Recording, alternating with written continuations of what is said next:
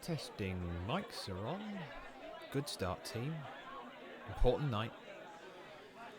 Gotta get this right, folks. Right. Production, you ready? Stage crew, ready? Thank you. Mic guy, are you ready? Good to know. Well, in that case, hit the pre-show intro.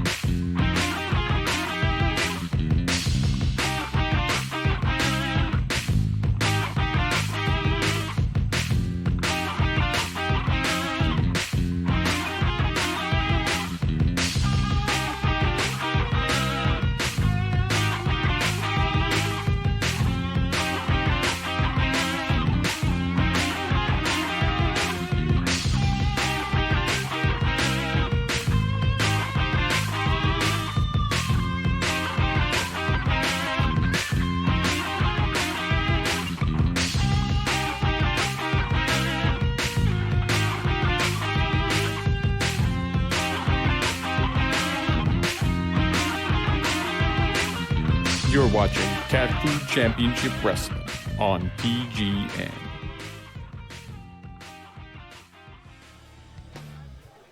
Hello and welcome to the beginning of the end. No, I'm kidding. The beginning of the pre-show for our second ever live free pay-per-view, Crisp and Juicy.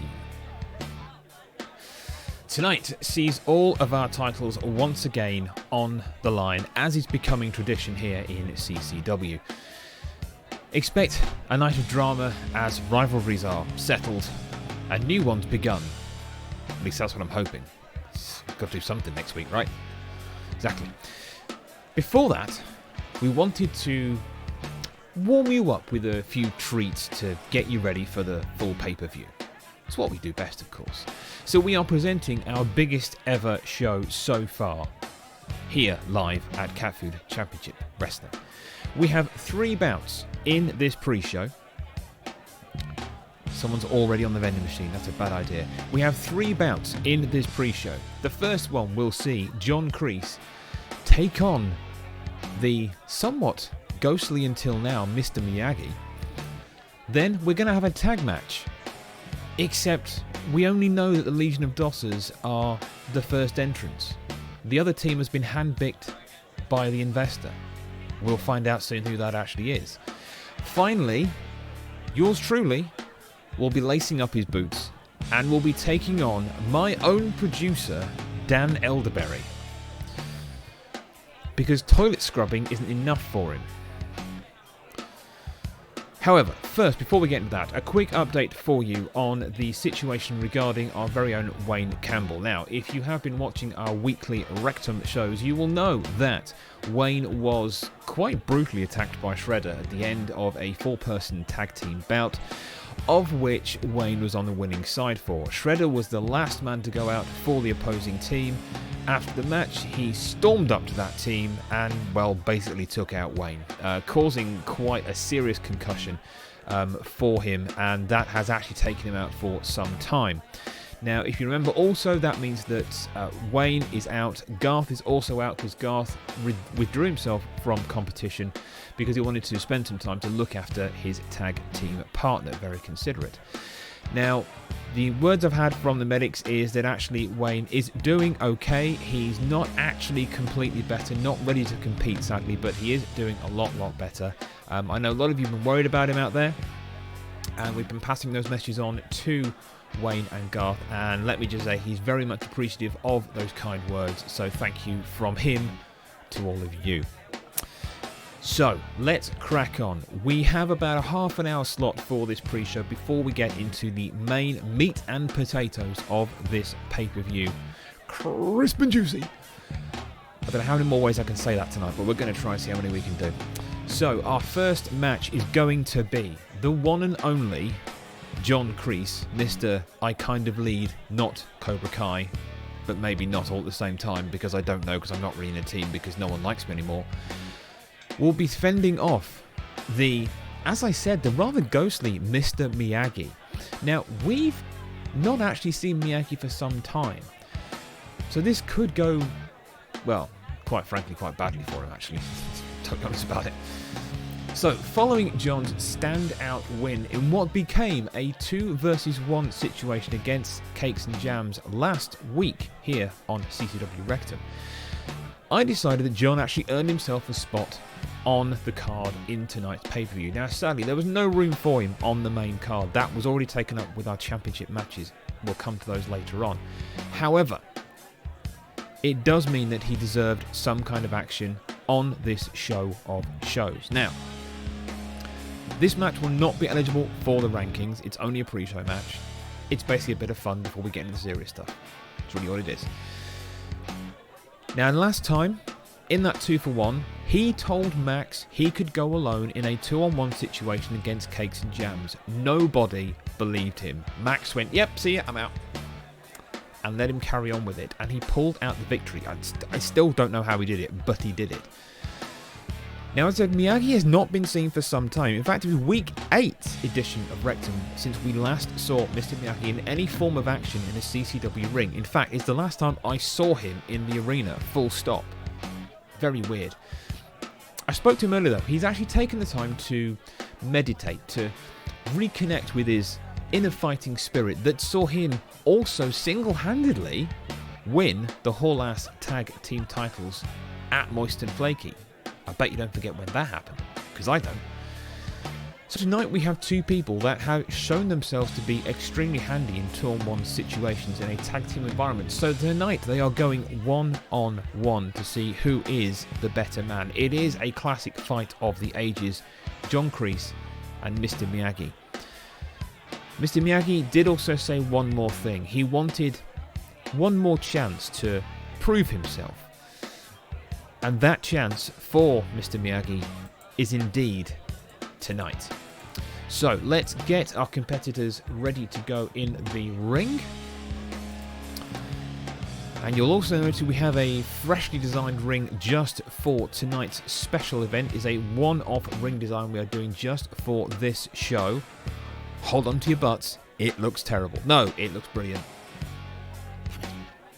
It's the best thing ever. Honestly, it really is. Right, okay. Can we have...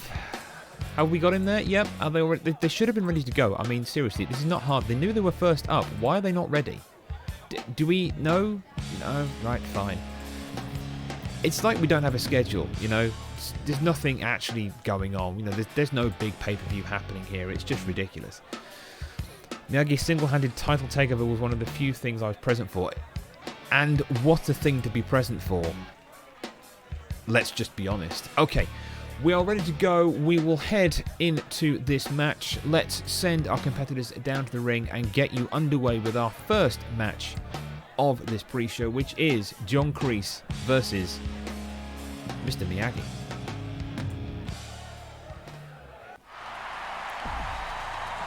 And making his way to the ring first, the man that has, well, kind of grown his own legend now. It is indeed John Kreese, the leader, shall we say, of not Cobra Kai. They still haven't given me a name. Honestly, I'm sick of saying not Cobra Kai. It just sounds terrible. And his opponent is Mr. Miyagi.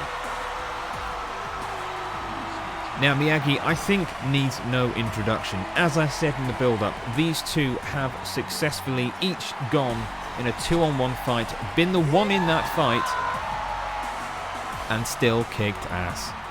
I mean, this is going to go down. Let's go. First match of CCW Crisp and Juicy. Miyagi straight in. Oh, that was a nasty knee there from John. Nasty, nasty knee from John. That's not going to go down very well. Well, many things didn't go down very well in that one, to be honest. It must have hurt like hell. Miyagi going with the face hitter early. That's just wrong. What was he thinking? Seriously. Anyway, we thank you for joining us here on tonight's pay-per-view, Crisp and Juicy. It is going to be an absolutely stacked show. It is our biggest show so far here at Cat Food Championship Wrestling. And we hope you enjoy it. The main action, of course, will be all our titles that were going on tonight. And yes, indeed, I was on time. I know, it's a shocker, isn't it? Ducky's looks like he's getting to prove himself tonight during our Thunderbutt challenge. More on that later on when we get into the main show. Now, we are 2 minutes into this match. Miyagi favouring the arm-breaking manoeuvres there on John, trying to take up the punching the scissor kick. Shoving him to the ground. The pin. Just a kick out on the 1 count there by Miyagi, throwing John into the corner. They circle around each other and just throwing John to the outside of the ring, but not following up, so that's interesting. Clearly Miyagi at the moment trying to play it a little bit clean. Possibly. That may not actually stay the same. You know, things break down quick in this place. If you've watched CCW before, you know exactly what I'm talking about. And the standoff now between the two of them. The kicks take over though, put Miyagi to the floor, but he tackles John to the ground, just buying a little bit more time to get his breath back. But now, oh no, slips out. Grabs John's leg, pulls him back in the middle of the ring. Going over with the submission on the knee, but no, John quickly kicks out of that one. Has a lot of leg strength, this John. But a massive high kick there, straight onto the chin of Miyagi, in with the submission on the knee and the ankle. Miyagi kicks his way out of it. Sweet sole of the foot to the face of John. Now going to work again on that knee, trying to now take away the base attack of John Kreese, but not quite enough damage yet to do enough, but the slap's just raining down. Miyagi doesn't know where he is. Oh, and now the shin kick straight into the face of Miyagi. He just gets the hell out of dodge with that one. I can't blame him, to be honest with you. Running knee puts Miyagi back down on the floor. They lock up again, and the slaps once more, top of the head. With the amount of hair loss that Miyagi has, that's not going to be pretty. He has absolutely no protection, because trust me, that bandana does nothing for him. John, nice flip to avoid the damage in the corner, but thrown straight back in head first. Miyagi backing up for a run, it looked like, and the scissor kick again puts Miyagi on the floor. 6 minutes gone, that could have been a pin there, but no, it looks like John isn't quite done, but falls foul of the quick reactions of Miyagi, and just some straight jabs to the face. That's going to cause a bruise or three. And again with the slaps, those slaps are proving very effective tonight for John. He goes for the run, misses with the high kick. Miyagi trying to get away. Not going for attack as the best form of defense now, Miyagi, but goes in with the lovely kick on the back of the head, driving the face to the floor. Pulls John back up. John with the sweet arm drag from the back. Reverses that maneuver. Going in the punches and the kicks. And again, just the combinations from John are deadly tonight. He is on point with those hands and feet. Clearly the work that Miyagi's been doing has just not had any effect. Miyagi's wobbling there, and in with the submission, he's trying to crawl towards the ropes. Can he make it? He kicks out, just about kicks out from that one. 8 minutes gone in this opening matchup of the pre-show of Crisp and Juicy. Again, we thank you for joining us on this show. Lovely takedown there for Miyagi, but again, straight away John is up and goes with the head drag. Kick to the knee, simple, effective, puts him down. Miyagi throwing John for the Irish whip, but goes in with a massive boot on the face, but John is straight back up. Clearly the fresher man of the two and the younger man of the two, but again, going with the arm breaker. Trying to work on those elbows, but John kicks out, or knees out actually. And again, the arm breaker. Trying to just reduce the strength that John has with those punches, I think. Goes for the jump and just gets run into with a knee. Yeah, CF, no, don't eat that chocolate bar. Honestly, that machine was here when we took over the building and it hadn't been switched on for a long time. I can't really tell you how long because I might get sued. Please don't eat it. Or do if you're feeling adventurous, that's fine. And with the arm submission, no, the rope break. Miyagi just getting his feet onto the ropes there, but goes in with a pin of his own. Just a one count there for Miyagi. Cheeky little pin, trying to catch John off guard, but again, the straight jabs just punishing Miyagi's face again. Elbow drops him down. High kick on the back of the head connects nicely, but John is straight back up. Goes another one, but misses. The straight slap into the kick. Hulks up. Super kick. And the pin on the face. A two. Kicked out at a two. No love there lost from Mr. Landiggity. John Kreese sucks and he's never going to get Cobra Kai back. Strong words indeed from Diggity here this evening. Nice knee to the back though. Puts John on notice. Back stretcher into... Oh my God. John's just got straight back up. What the hell is he on tonight? That's not normal. And just straight back with the punches and kicks is just... There's just no way out for Miyagi. I don't even know if Miyagi's been training in his time off. Oh, he's going for it. Irish whip into the backdrop. Now needs to get up and start capitalizing on this move. Miyagi's tail is definitely up. Goes for the release power bomb. Stunning for a man of his age. Irish whip. And into the... I don't even know what that was. Sits on his face. With a pin. He's got the three. Oh my God, what a turnaround there for Mr. Miyagi. What a turnaround. Congratulations there to Mr. Miyagi, pulling out the victory in honestly what looked like the face of defeat over John Kreese there, taking a beating repeatedly and then just manages somehow to come back out of it. I don't know what the hell happened there. CF is not going to be a happy man. The history between him and Mr. Miyagi goes back to the beginnings of CCW, and let's just say their hatred runs deep and will do for many, many years, possibly. Well, at least for as long as CCW is keeping going anyway. But there we go, a win for Mr. Miyagi out of almost nothing. Congratulations, Mr. Miyagi, on the victory. Right, okay, let's take you forward to our second match here in the pre-show for CCW. Now, as I said, this is going to be a tag team match. The only team that we know of so far that is actually in this match is the Legion of Dossers. This is concerning. So let me just check. Are LOD, they're ready, yeah? Okay, they are. Excellent. Right, let's just make sure. So are their opponent? Oh, their opponents are... Right, okay, their opponents are backstage, but they're dressed in black and they've got their faces covered. Well, that's a little bit odd. Even for me and this organisation, that's a little bit odd. Right, okay, so... Right. I'm not quite sure what to make of this. I mean, who the hell else can it actually be, really? I mean, I'm not expecting anybody new. I don't know. I'm going to stop trying to guess what the hell is actually going on with this right now. Anyway, before we get to that, let me just remind you quickly that we have a new manager here in CCW in the form of that man, otherwise known as Sparky to you and I. He's a new manager here in CCW. He has spent last week and will be spending this pay-per-view scouting the talent of CCW to look for the person who he can take under his wing to strive for gold. That's what Sparky is here to do, is to drive someone to gold and to be at the top of the mountain here in CCW.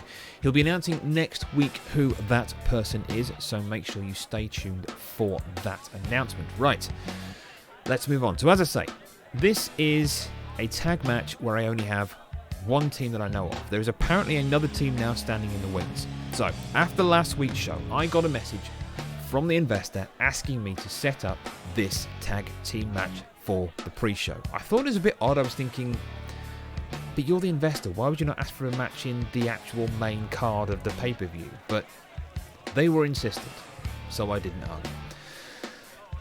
The investor said the opponents would reveal themselves on the night, so we know they are here. We still don't know who they are, though. All I personally saw so far today was a fully blacked out black car turn up at the back of the arena about 15 minutes before we came on air. No one got out, which I thought was a little bit odd. But anyway, that's all I know so far. My choice of opponents actually were very limited anyway. But Legion of Dossers were up for this. I went to them and said, look, I need a team to face a mystery tag team in the pre-show. Are you up for it? They said, does that mean we get on the pay-per-view? I said, well, yes, it's the pre-show. That's what I just said. And they went, we're in. So I was like, okay, that's fine. You're in then. So let's take you down to the ring. We will get this one underway and see what happens. I mean, I don't like these situations because I never know what the hell is actually going to happen. And it always unnerves me. It's not difficult to unnerve me most times, but, you know, whatever. Right, okay, let's head down to the ring, and we will get this match underway. Match number 2 in the pre-show here for Crisp and Juicy. So, coming to the ring, of course, is the aforementioned Legion of Dossers. That is Animal on your left, and Tony Hawk, yes, that Tony Hawk on your right. If you're new to CCW, I'm sorry, no, it's not Legion of Doom. I couldn't afford them. It's a long story. Go back in the archives, you'll find that out. So, who are their opponents? No! No! No way! That's... Wayne's World are back! What? Wayne's World are back in CCW! The last I heard, Wayne was unable to compete. What the hell are they doing here? Oh my god! Wayne's World are back! Wow, okay. So it is Legion of Dossers versus Wayne's World. Okay. They did 1,000,000 push-ups. Yeah, you're damn right they did. Holy crap. Okay, so this just took a turn. I was not expecting Wayne to be in any kind of shape for competition for at least another 2 or 3 weeks. they're both here. Okay, they're sneaky. They are sneaky as hell. But why is the investor getting them in? Okay, I'm kind of excited and really worried at the same time. This is odd. Why has the investor got them back in the ring again?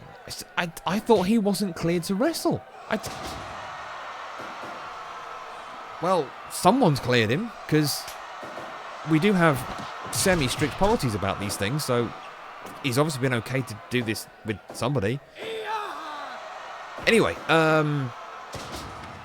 wow. Okay, let's try and concentrate on the match. That's completely thrown me. They are the last team I expected to see here tonight. I thought we were going to get someone new, but right. Okay, so Wayne on the submission. No, pulling back on Animal, but Animal kicks his way out. We're only 3 minutes into this match already. Wow. Okay, nice DDT there. No. That's the thing. Elikior's not actually authorized to clear concussions. That's the weird thing. So I should disclose, we have a third-party medic that looks after our roster here. And they are the person that said to me, they reported back to me that Wayne was not in a fit state still. And this was yesterday. This was yesterday I was told this. Wayne was not in a fit state to fight.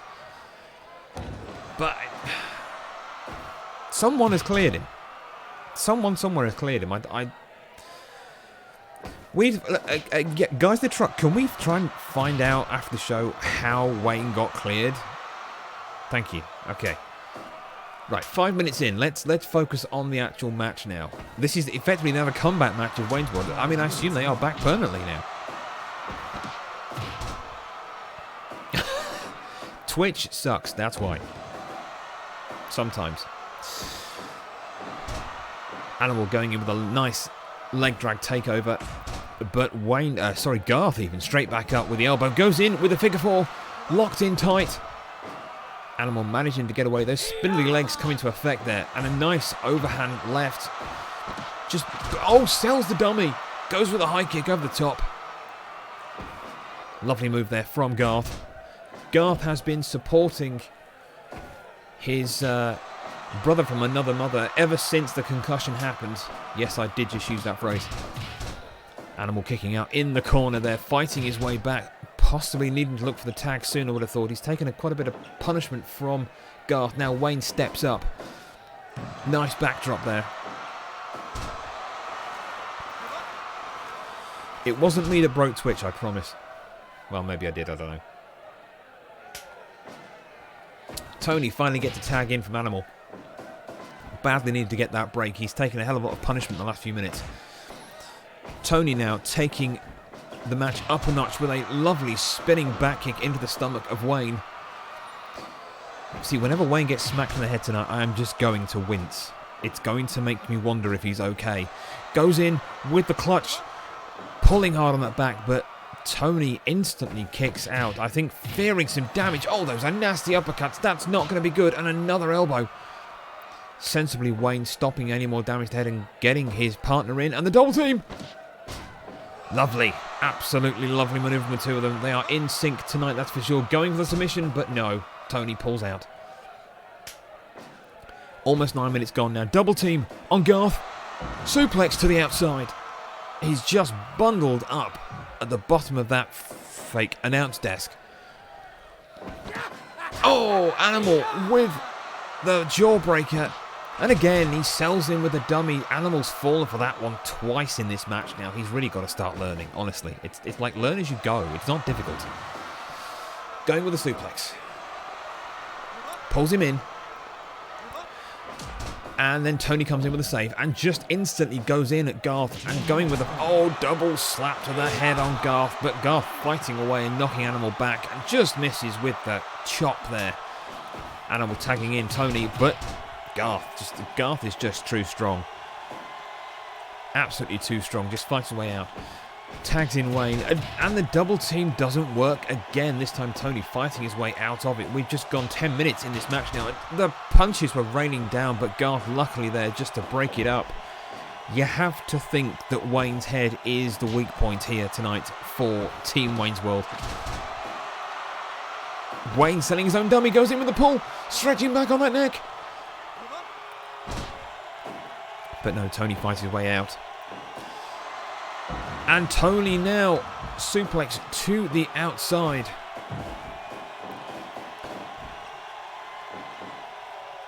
And looks like some of our crowd are having some issues with the interactions tonight on Twitch, which is, well, frankly, thanks for that, Twitch. Good to know it's a solid platform. And going with the pin. No, Animal breaks it up. And goes in with the running elbow, taking Wayne out. Again, the headshot. And he does it again. Twice in a row. Now they just stare down with the overhands and the elbows coming through. Not a great surprise there. Wayne coming off second best with those smacks around the noggin. He goes in for the tag and just about makes it. Animal fighting out the double team. This is not looking good for Wayne's World right now. They are pretty much on the back foot. But double team puts Animal to the floor. Garth fighting back now. He's hulking up, going for the big chop against the face of Animal. Animal still freaks me out. I'm sorry, but he does. 13 minutes gone. Garth powering up with a spinning elbow, puts Animal on his back. Needs to capitalise now, rolling off the pin.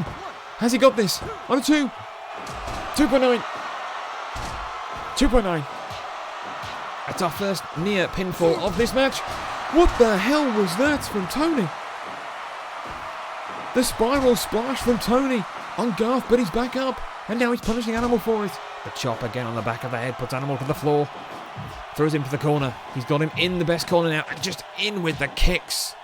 Punishing Animal. He's going back. Oh, the cock shot. Oh, the Bronco Buster on Animal in the middle. That's not going to feel good for Animal. And now Animal just escapes. Absolutely escapes. And now Tony in to even things up for his team. What the hell? Where did that even come from? 15 minutes gone in this match. Going in with the punch.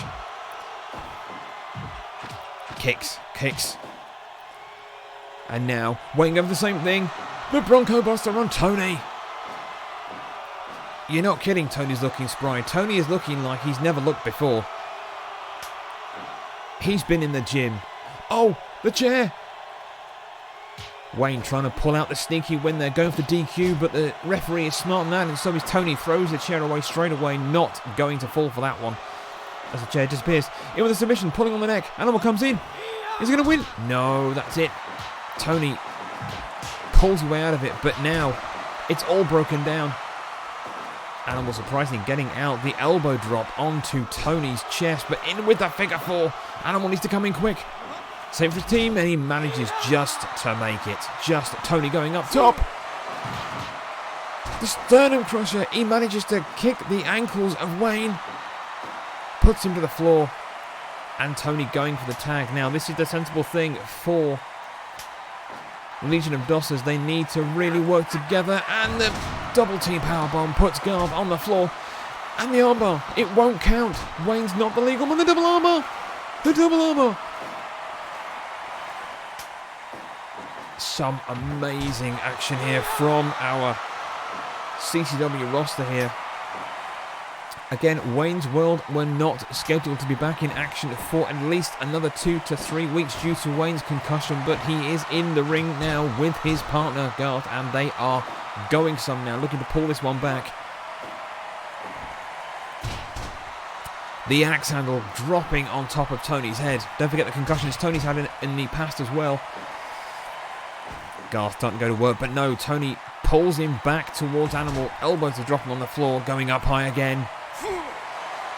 With the double feet into the lower back. That's got to cause some bruising as well.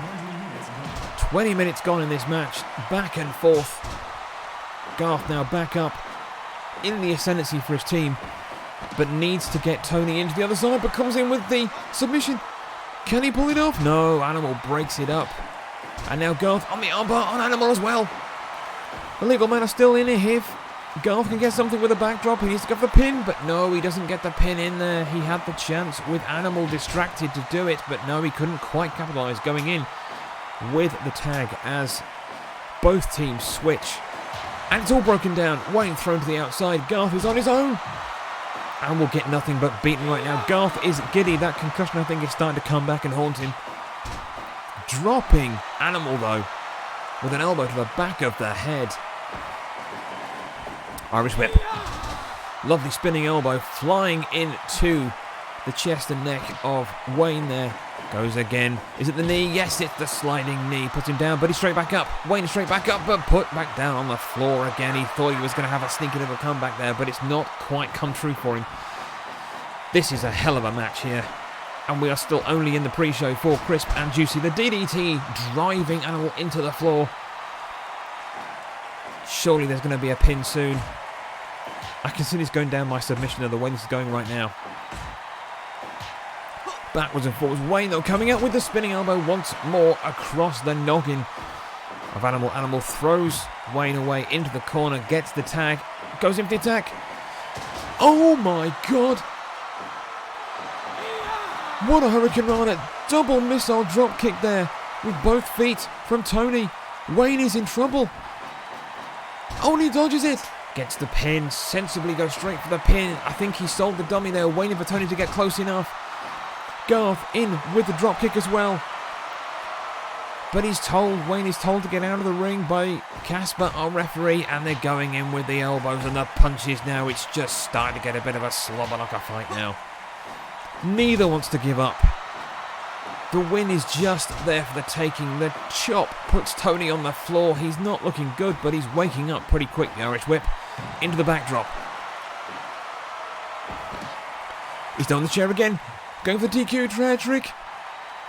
Is Casper going to be sold for it? Oh! What the hell? What the hell?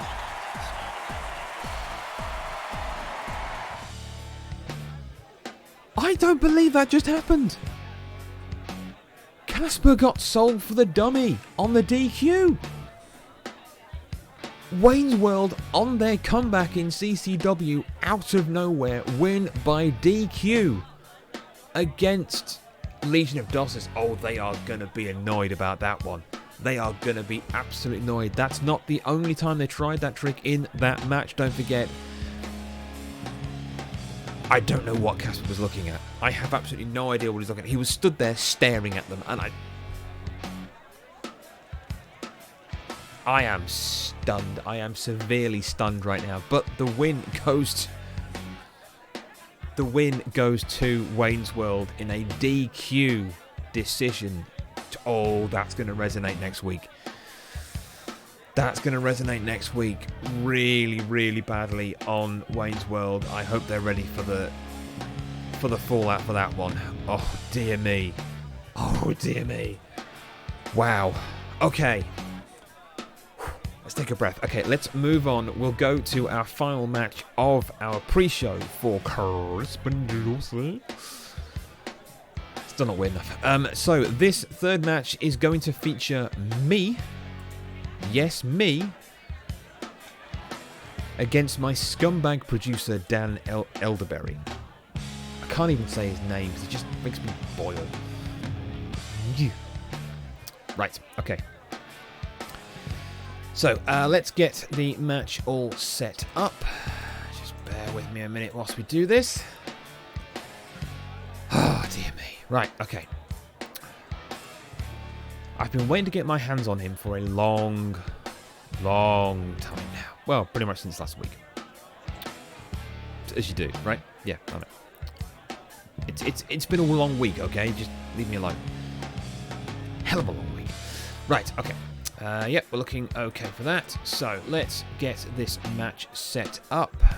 Yes, Dan. Yes, we're doing this. Okay, Dan, stop crying. Dan, stop crying.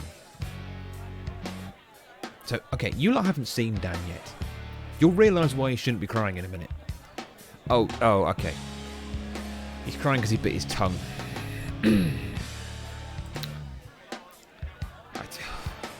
Honestly.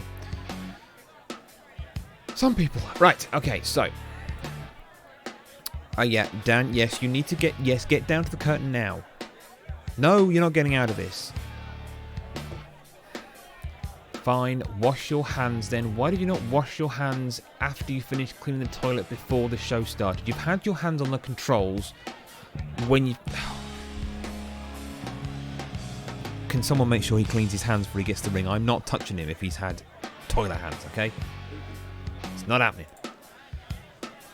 Right, okay. Now, clearly, I will not be able to commentate on this one because I will be in the ring. So, there will be no commentary for this match. After this match is finished, we will be going to ad break. And after that ad break, we will be getting into the main card here tonight on Crisp and Juicy for your pay-per-view pleasure. Hopefully it's pleasure anyway. I think it's okay. It should be alright. So, let me just make sure I've got everything right. Yeah, okay, that's all looking good. Okay, so, Dan, if you didn't know, if you've missed any of what I just said, or indeed last week, Dan Elderberry is in fact my producer here on live shows at CCW. Now, 2 weeks ago, Dan lied to me live on air in what became known as Rope Break Gate. It was a match between our very own Go Fish and our very own Viva La Maxter. A rope break was missed by Casper. Dan told me over the radio that actually it was a rope break and we restarted the match. It meant that Fish was in a winning position and probably should have actually won the match. The long and short of it is that both Fish and Mac came away with one victory each following a long drawn out review of the process that happened on the night. However, I wasn't happy with Dan, so I actually ordered him to start scrubbing the toilets.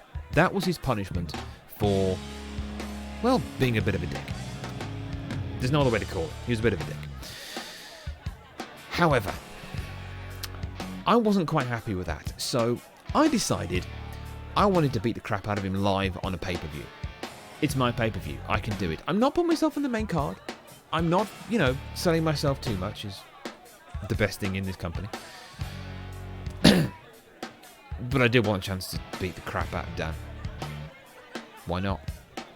So, live on air tonight, you will see me against my producer, Dan Elderberry. The stipulation is quite simple. If Dan wins, he gets to stop scrubbing toilets. If he doesn't, well, he's going to have crisp and juicy hands for quite a while. As I said, obviously I can't commentate on this match because I will be in the ring handing a beating out to Dan. And again, after this match, we will go to an outbreak, and then we will be straight into the main meat and potatoes of Crisp and Juicy for you. So, okay, right. Is Dan's gone? Dan's gone. Okay, so let's make sure we've got this all underway. No, Dan's going out first. Yeah, just tell him he's going out first. No, he's just... Look, I'm being kind. I'm saying he can go out first. He can get the glory first, okay? Yeah? Good. Wow. So, let's see what happens then. This could be interesting. Hopefully I will be in one piece after this match has finished. Right. Yeah, okay, so we're going to start the match. Can you send him down? Yeah, send him out. Send him out. Okay. Yeah, I'm taking my jacket off. Do you mind? Right. Okay. Send him out. Let's go. I will see you after the ad break. I'm going to totally kick his ass. He's not going to live. Right. Yeah, switch it to the ring. Can you? Thanks.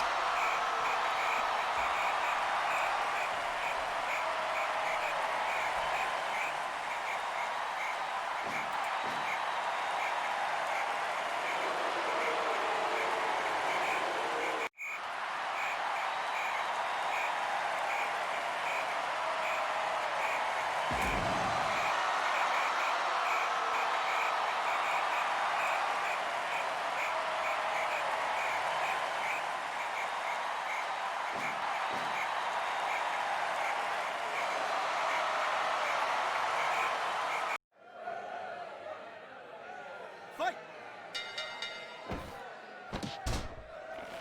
Move up!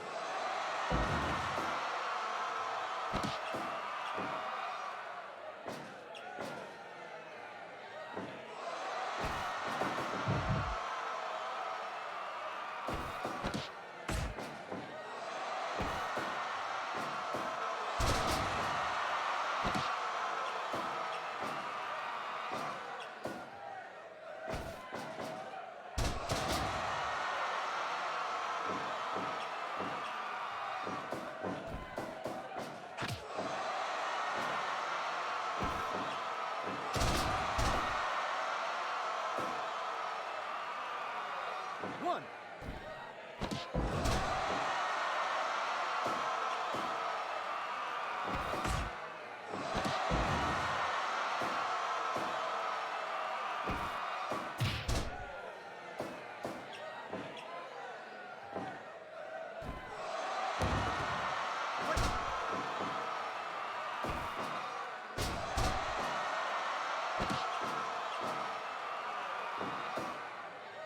One! Two! 5 minutes gone.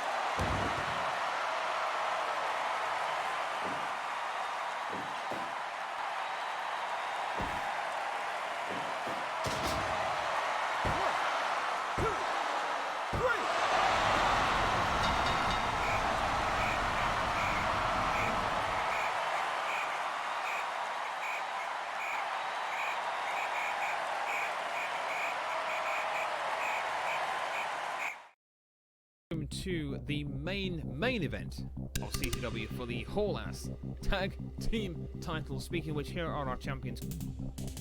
Hey, you. Do you want to be a champion? Do you want to learn karate in an environment that emphasizes teamwork and totally fair play? And where failure is met with the support of your peers instead of an ass whooping? Then join Cat Food, the Karate Club, today.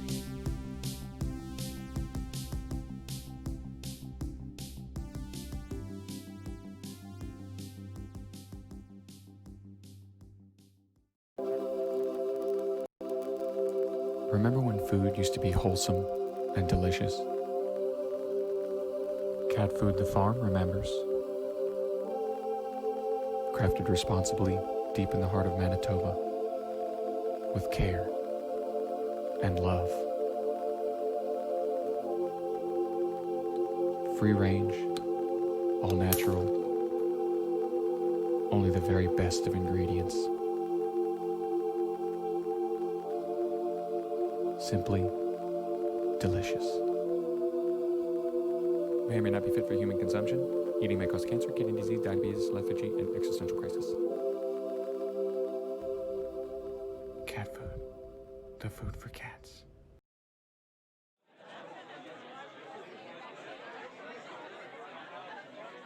Let me out of here!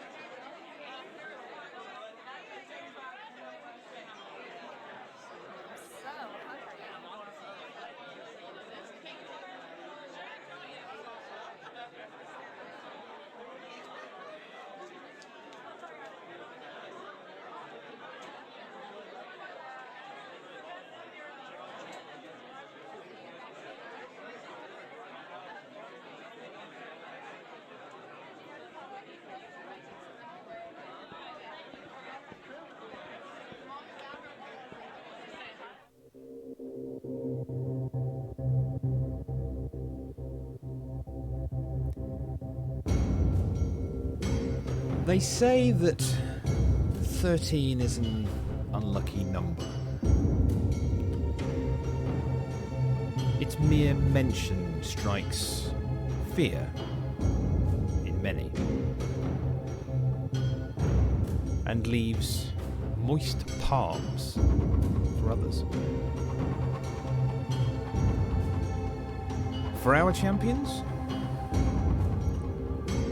Week 13 for CCW brings us to a very special event. Reputations are at stake. Legacies are to be built. Scores need to be settled. Tonight, every title will be contested. Every number one contender is primed. There is no escape. No time like the present. This is Cat Food Championship Wrestling. Tonight, we are crisp and juicy.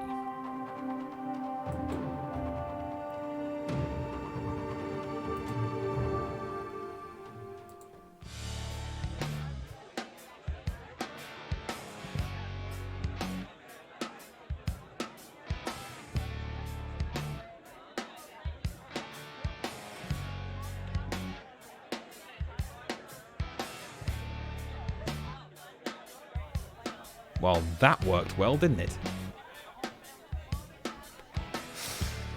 Welcome to our second ever free pay-per-view, Crisp and Juicy. Tonight, all 4 of our titles will be defended, and I will be kicking the crap out of our mic guy later on. The matches for tonight look a little bit like this. We will be kicking off with the Thunderbutt Cage Deathmatch Tournament Challenge, the first 4 rounds of that tournament. In a moment, you'll also be helping me pick the remaining 4 spots that need to be filled for that tournament. After that, we will head into our Hall as Tag Team title defense, which will see the Teenage Mutant Ninja Turtles take on Cakes and Jams. Then we will see the 2 semi-final matches in the Thunderbutt Cage Deathmatch Tournament Challenge. That will lead us into Max Music versus Elicure for the 6 Intercontinental title. Then we will go to the final, the decider, for the Thunderbutt title, before we head to our main event of the evening, which will see the foot-long World Championship defended by Woozle Effect, facing the might and fury of Go Fish. Pretty stacked card, I think you'll agree. Now, those of you that were watching last week, as I say, will know that we still need to fill 4 places in our Thunderbutt Cage Deathmatch Tournament Challenge. That is a hell of a mouthful to say every time. And here's where you can pick them. Now, I have a list of 13 competitors, as this is our 13th show of Cat Food Championship Wrestling. To be able to choose a number, and therefore a competitor, who will go into one of those 4 slots, you will need to use the Pick a Contender option, which will be appearing shortly in the channel points section. Speaking of which, you may also notice that the add stipulation and add match features are disabled for tonight. That's because we had such a stacked card, we just had to disable those for tonight. But they will be activated again next week on CCW Rectum. As I said, that option for Pick a Contender will be active in a few moments' time. The cost is simply 10 corn dogs. Everyone should have that. Easy to get. Even if you just got here, you should have that. There are only 4 available to use. You need to redeem that. I will then ask you, once I have the list of 4 names, I will ask you to each tell me a number of 1 to 13, and that's how we'll pick our next 4 contenders. So, bear with me a second whilst we get this all set up and good to go. So, let's come over here. Let me get this turned on first. Where is it? I'm in the wrong section. That's really not a good idea, is it? Wow, go in the right bit first, you idiot. That would help. There we go. It's like I know what I'm doing, isn't it? So, let's turn on the Pick a Contender. That has been switched on. So as soon as that appears in the channel points section on this channel, you can put your name down and pick that. There are only 4 that can be redeemed for that, as we only have 4 slots available. 2 have been picked. We have 2 more ready to pick. If anybody wants to do it, they are there to be used. If they don't get used, I'll just make one up. There we go. There's another one. We have 1 more available to redeem. If anybody wants to pick a contender, there is 1 more opportunity to do that. We'll just hang on for that to come through. If anyone does pick it, you literally just hit the button at the bottom that says Pick a Contender. And it will show you. Right, let me just sort this list. There we go. Okay, so we've got 3. Okay, that's fine. We'll go with those 3 for now, and there is still 1 remaining. So if anybody wants to redeem that Pick a Contender, there is 1 available for you to pick. So let's see who we have. Right then. So first one was redeemed by our very own Meggy Moon. So Meggy, what I need is a number between 1 and 13 from you, please, and I will reveal all the names at the end. Berlin is in with the last one of the pick. Thank you, Berlin. Appreciate that. So, Meggy, if you could give me your number, and let me actually look at chat. That would help if I could see it. Number 11. Oh, CF, you missed it. Well, there's another chance in a minute to help pick, so don't go anywhere. Right, you picked number 11. Oh. Right, okay. That is that one. Okay, thank you, Meggy. The next one was our very own Mr. Landiggity. Can you give me a number between 1 and 13? 11 has been taken. I'll tell you in a minute. Don't worry. I will reveal all. I just enjoy the power trip. That's all it is. You can turn the PC goal timer off. Can I? Okay. I'll look at that later. Thank you for letting me know. Number 7. Number 7. Okay, so I should also say that for the next section of picks, I have randomized these picks. They aren't going in any particular order, so you won't be able to guess where they are. We've reached the goal on Hamster Free. Oh, that timer. Sorry, yes, I just know what you mean. I thought I turned it off. I will turn it off in a second. Thank you for reminding me. I appreciate that. Right, the next one. Have I just closed the window? I just closed the window. Damn, so definitely $4.20. The next one was picked by Elicure. Could you give me a number between 1 and 13, please? 7 and 11 have been taken. Number 13. I like your thinking. Number 13. Okay. And Berlin. If you, sir, could give me a number between 1 and 13. 11, 7, 13 taken. He's gone for number 2. Thank you very much indeed. Wow, well, that's not a field I expected. Okay, brilliant. Thank you. That has been completed. Thank you for taking part in that. So we move on to the next part of this. Now, as I said, we have 4 effectively first round matches to pick. Now, I could just pick who's going to go against who, but it's more fun if you lot pick who it is. So that's what we're going to do next. Now, what we're going to do is we're going to do a bit of a lottery. There are now going to be 8. Let's hope this actually works. There's enough people here. There are going to be 8 available for this. If they don't all get redeemed, we will double them up or something like that. So don't worry about it. Watch it be the Grim Reaper. Possibly. In a moment, you will see a Thunderbutt Lottery option appear in the channel points area here. There are only 8 of them because there's only 8 competitors in this. Of course, Raphael is one of them. And we know the other 3 because they were picked last week at the end of the show. Those other 3 were Richie Cranium, they were also Viva La Maxter and King Duckett, as well as Raphael. And the 4 you've just picked, which we'll go through in a second. So, let me activate that option for you now. I go into the right window. Here we go. So let's turn that one off. Okay, Thunderbutt Lottery option in channel points has been activated. CF Live straight in there with the first pick. That's one. Berlin has picked another one. Diggity has picked another one. That's 4 with Meggy. That's 5 with Elicure. Would anybody else like to pick one? I'll give it a few more minutes and then we'll rotate round if we don't get any more. Right, okay. Beautiful. Okay, let's go over to here. Right, okay, so what we're going to do... So those options are still there. There are still 3 more available. If anybody watching wishes to go to the channel points section, we have another one from Berlin. Good. You can do it twice. Did I not say that? Well, you can do it twice.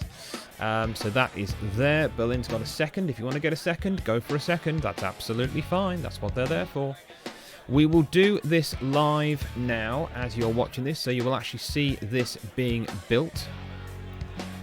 Also, I quite enjoy kicking the living crap out of Dan. That was a lot of fun. So, let's get this underway. Okay. A bit of administration here. Bear with me a second. There we go.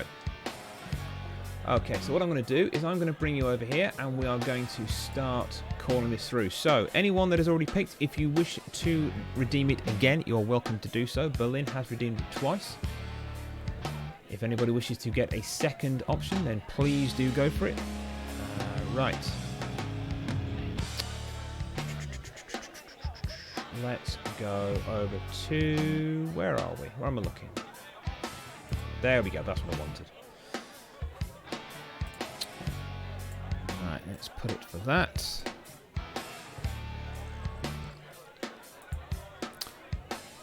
For me, nice choice, I approve. I thought I heard something then. Right, okay, that's fine, that's fine, that's fine, that's good, okay. Nice. Glad to hear it, Berlin. Always good to know. Okay, so then, let me switch you over so you can see this. So we have some selections ready to be made already. So, let's go over here. I now have 7, so there's 1 more Thunderbutt lottery available to take if anyone would like to either get a second or get there first. That is fine. Right, so then, here we go. What I'm going to need is, I'm going to need a number between 1 and 8. So, our first person to do that was CF. Could you give me a number, please, between 1 and 8? And let me switch the chat so I can actually see what you're going to tell me, because that would be useful, wouldn't it? Yes, it would. Yes, it would. Where's the chat gone? Blimey. There we go, 420. Yeah, thanks for that. Again, there's always one, and it's normally him. Number 3, thank you. Okay, so number 3. So, okay. Bold choice. Bold choice. Let me put that over there so I can see. I've got too many windows. This is ridiculous. I need to do this better. So then, number 3. So number 3, the first entrant in the first match is going to be, if I can find him in here. Where is he? Where is he? Where's he gone? Where's he gone? Show yourself. Show yourself to me. I want to know your location. I don't know why I'm talking like that. That's quite weird. Where is he? That's actually a good point. There he is. You have actually picked our champion, Raphael, will be in the first match. So I happen to see that Berlin also picked their number, or his number I should say, which was number 2, if I saw that correctly. I think I did. Raph is such a 3. Pretty much, yeah. So, number 2 on our list is... Okay. Number 2 is... Oh, crap. Number 2 is one of the wildcard picks from tonight, and it is... The Rock. Good luck. You're going to need it, Raph. Okay, so... Photocopy bus. Dirty boy. Mr. Landini has picked number 8. Number 8. Our first contestant, so to speak, in the second match is going to be... If I can find them in the list... Where are you? Where are you? Show yourself. Is going to be Butthead. That was Meggie. The next one, Elicure. Can you give me a number, please? 1 and 8, and we have 1, 4, 5, 6, 7 remaining. A big fun winner. We're calling Dwayne from... That's pretty much right. Yeah, Dwayne is probably a good idea. Number 6. Number 6. Number 6, who will be facing Butthead, is going to be a member of the real Cobra Kai. And his name is Wannabe Rowdy. That's match number 2. So, he is gone. Who is next on our list? Next, we have Berlin again. Could I have another number from you, sir?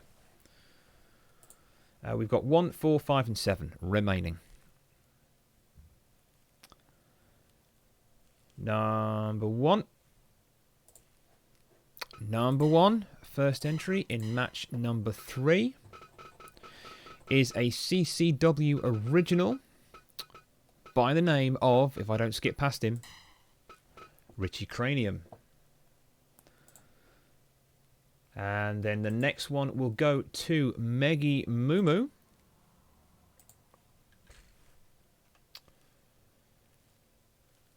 So we've got 4, 5, and 7. I want 5 and 6. You can have 5. 5 is there. So we'll go with 5. And number 5 is again another CCW original. And that is Viva La Baxter. So that means our last 2 entries. Did we have one left? I thought we had 7. Did we have 7? I think we had 7. Did I close one off when I shouldn't have done? Did I make a boo-boo? I think I made a boo-boo. I've cleared them all out now, so there we go. Right, okay. Did I miss you? Okay, you want 6. Right, 6. 6 is gone. We have 4 and 7, if you want to pick the first one of the next 2. Give us 6 already. Wow. Okay, number 4. Number 4, entrant number 1 in the last of the first round matches is going to be one half of Street Fight, which is Ryu, which leaves us with the final entrant into the Thunderbutt Cage Deathmatch Tournament Challenge is the recent debutant.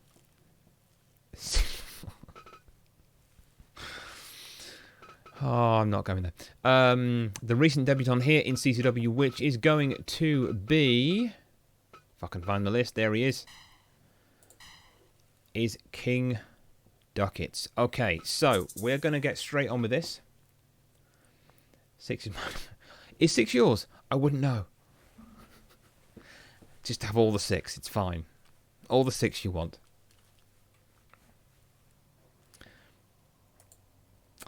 Well, Berlin, it's funny you say that. Next week, I will be announcing something that we are going to be doing here at CCW. But if I don't remember, DM me and I'll let you know. Because I will probably forget to DM you because my brain is terrible. Okay, let's kick on with this tournament. Good luck, everybody. We're going in. So our first match will be the current Thunderbutt champion, which is Raphael, going up against Dwayne. Why do you think I'm doing this, Berlin? This is what I do. Okay, I think we're all ready to go. Let me just check everything is set. Yes, it is. So the way you win is you escape the cage. It is simple as that. Let's get this underway. First match, Raph versus The Rock. I will turn myself off and we will get underway.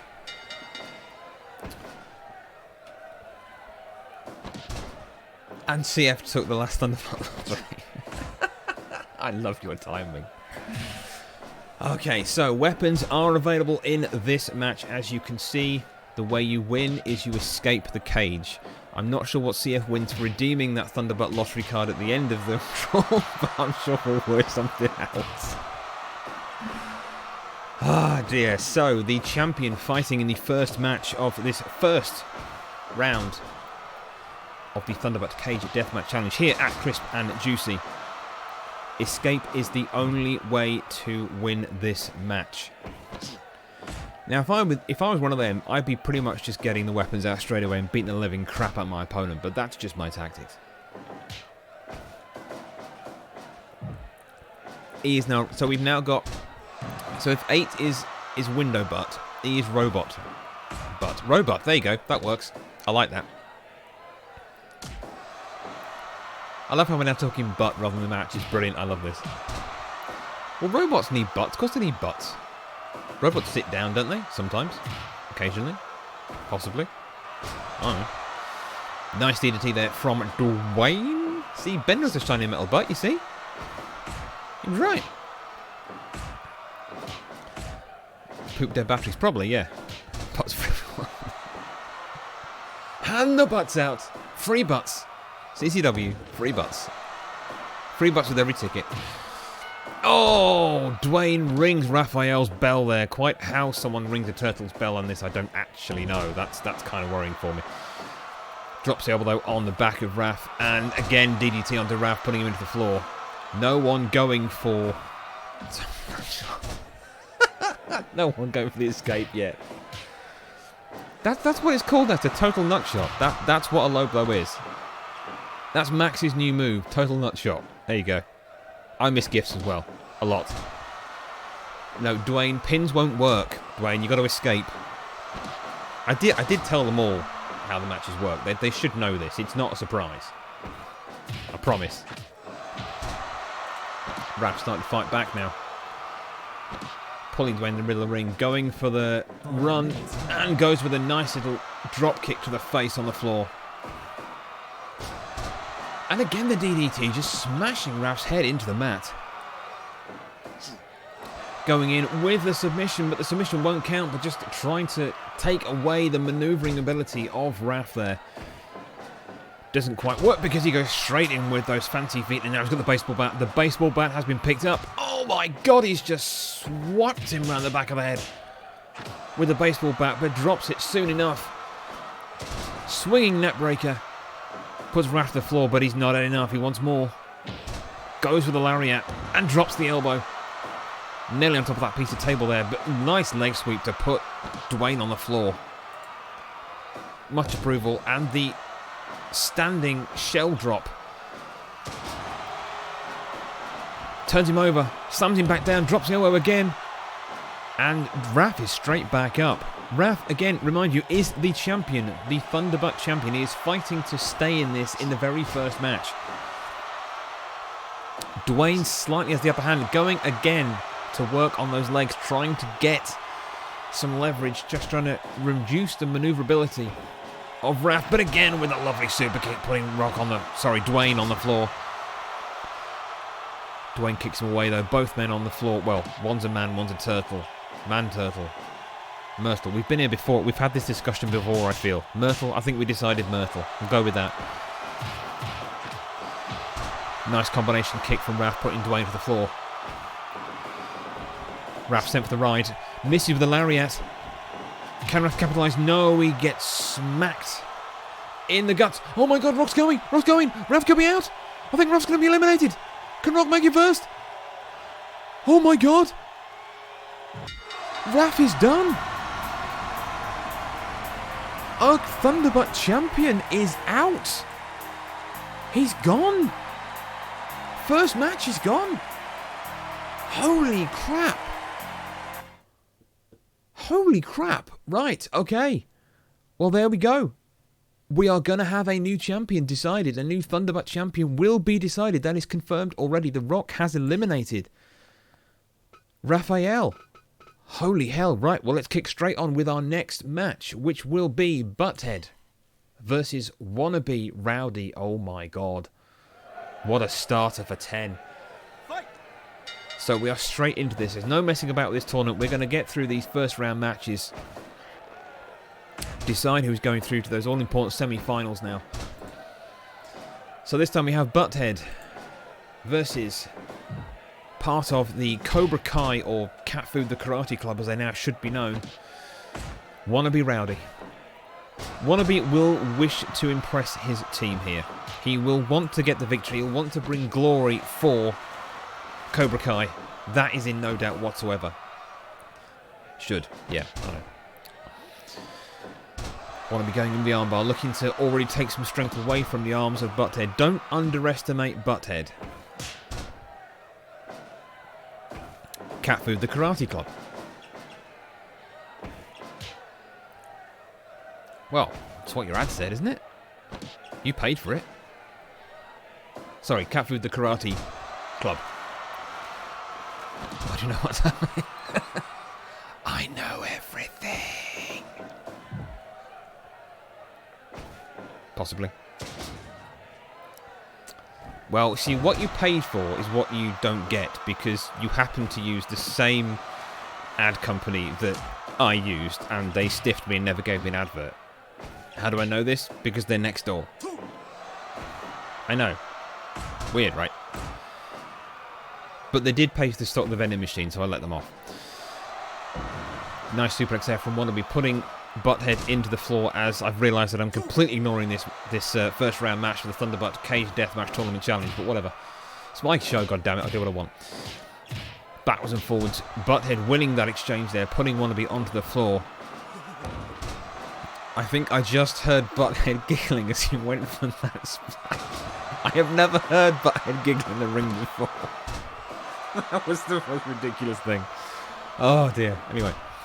Submission by Wannabe won't count. Escape is the only way to win these particular matches. Wannabe fighting out with a nice kick as Butthead just landed his butt on the barbed wire baseball bat.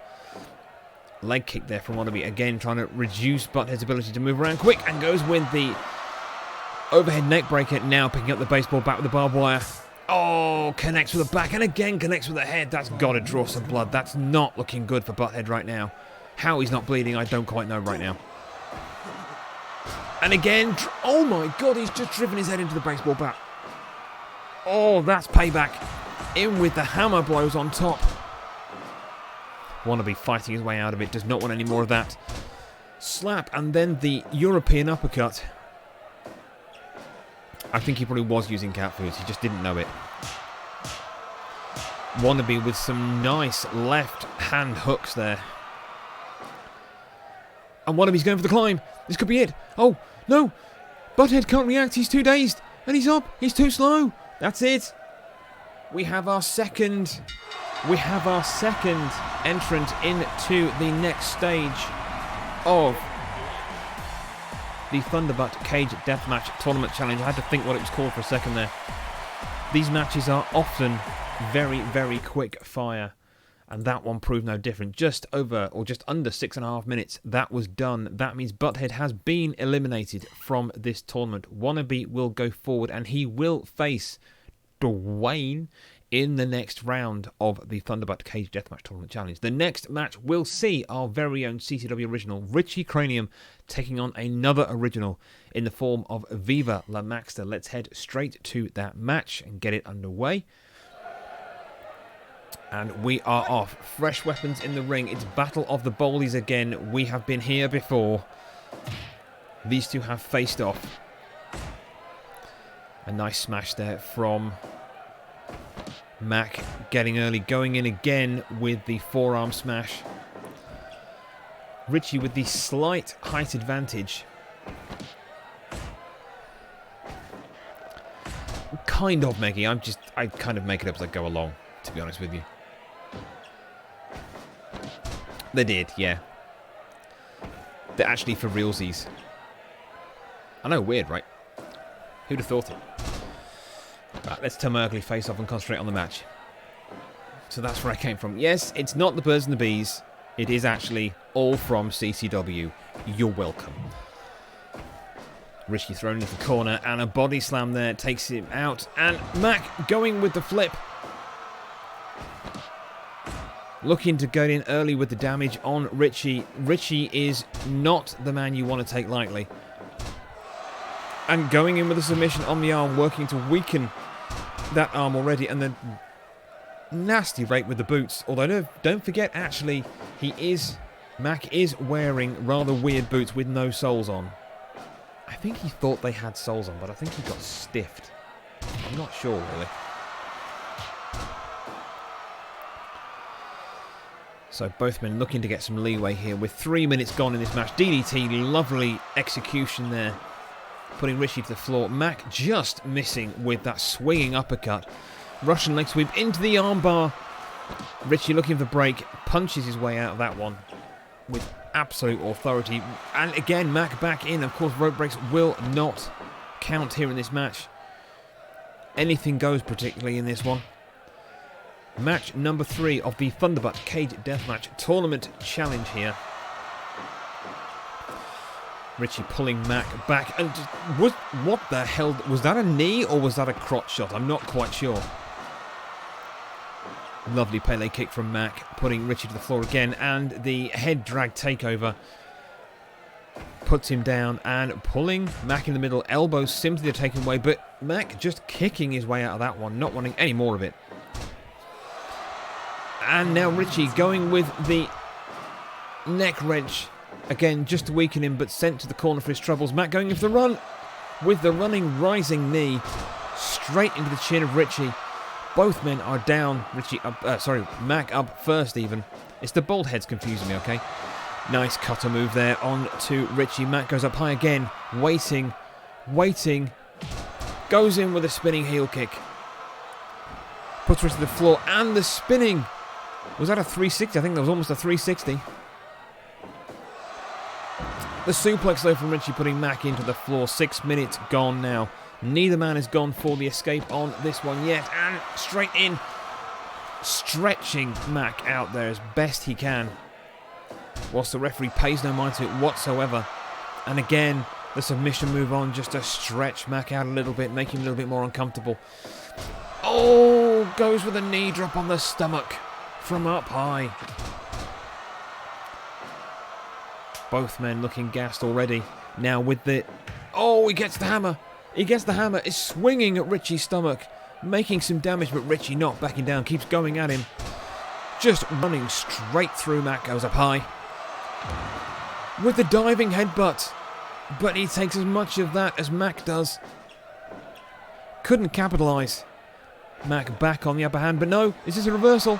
It is! Oh, he just slams Mac onto that barbed wire baseball bat with the suplex. That's gotta leave a mark or 3, or maybe more. Onto the light tube. The light tube didn't break. What the hell happened there? Body slam again onto Richie. Up high. Going with a 360. Into the pinning combination, but pins will not count in this match. It must be an escape. That's the only way you're going to win this particular match. And again with the pancake cutter, putting Richie down.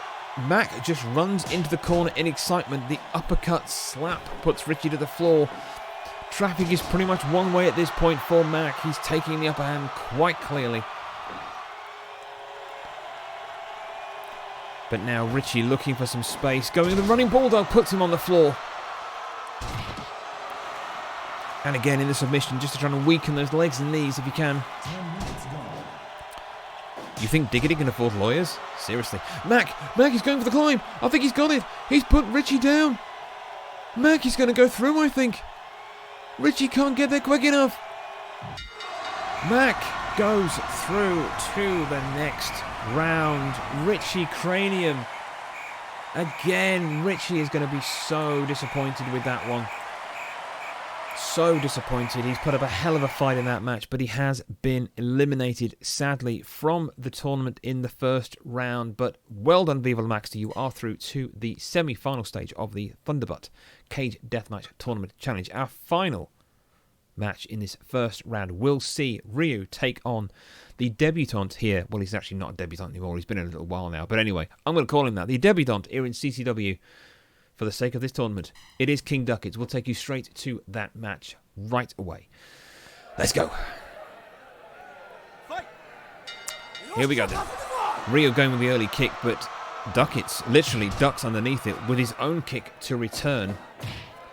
The Cobra Kai cut sign is staying. Don't worry about that. That's not going anywhere.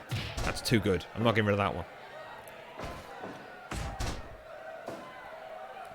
So both men exchanging blows early on in this match. Nice leg drag takedown there by Duckets, but now Rio coming back with some kicks of his own. CF Live is on Team Duckets for this match. Let me turn my ugly face off again. Rio missing with the high kick. Duckets is clearly good at ducking. Now, our weapons are going to come into play in this match as well. They've seen action in every single match. I can see we have a chair, we've got a baseball bat, a light tube again. My personal favourite is the light tube, and a little bit of the table stuck on the side there as well. Leg sweep from Rio, putting Duckets on the floor. Duckets has come into this match with a 3-loss streak, not for the want of heart and attitude. It has to be said, he has put in a massive fight in every one of his matches. He had 2 matches in a row last time, for God's sake. I mean, you can't fault the kid for heart. I've got to be honest.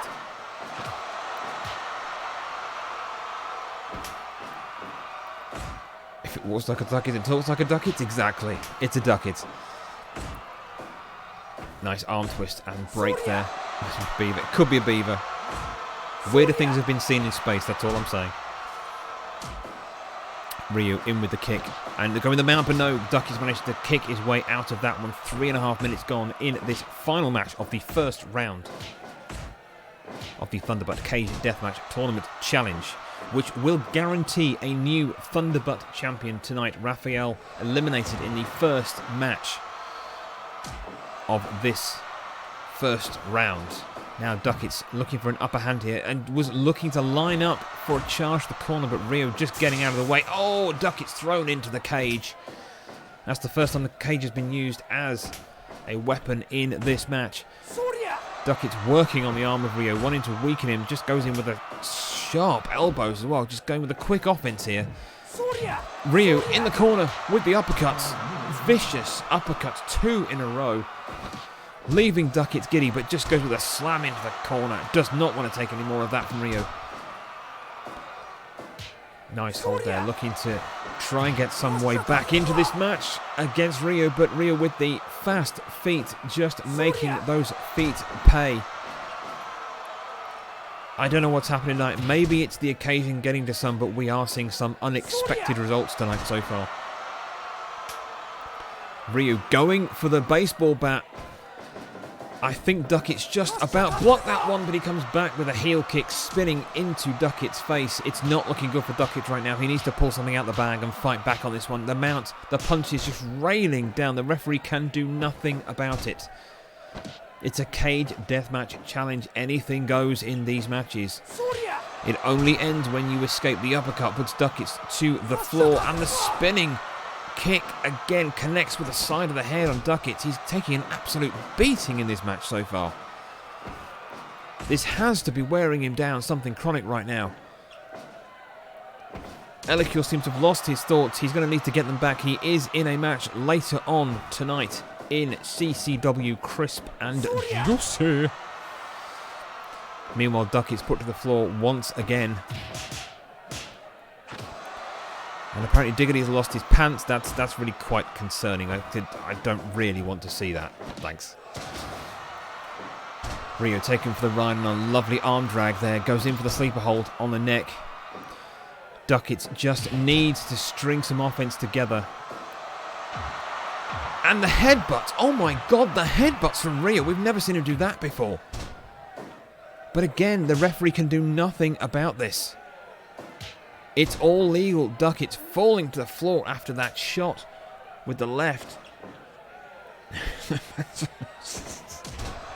going to need to find them later. He's not coming out the ring without them. Again with the arm break.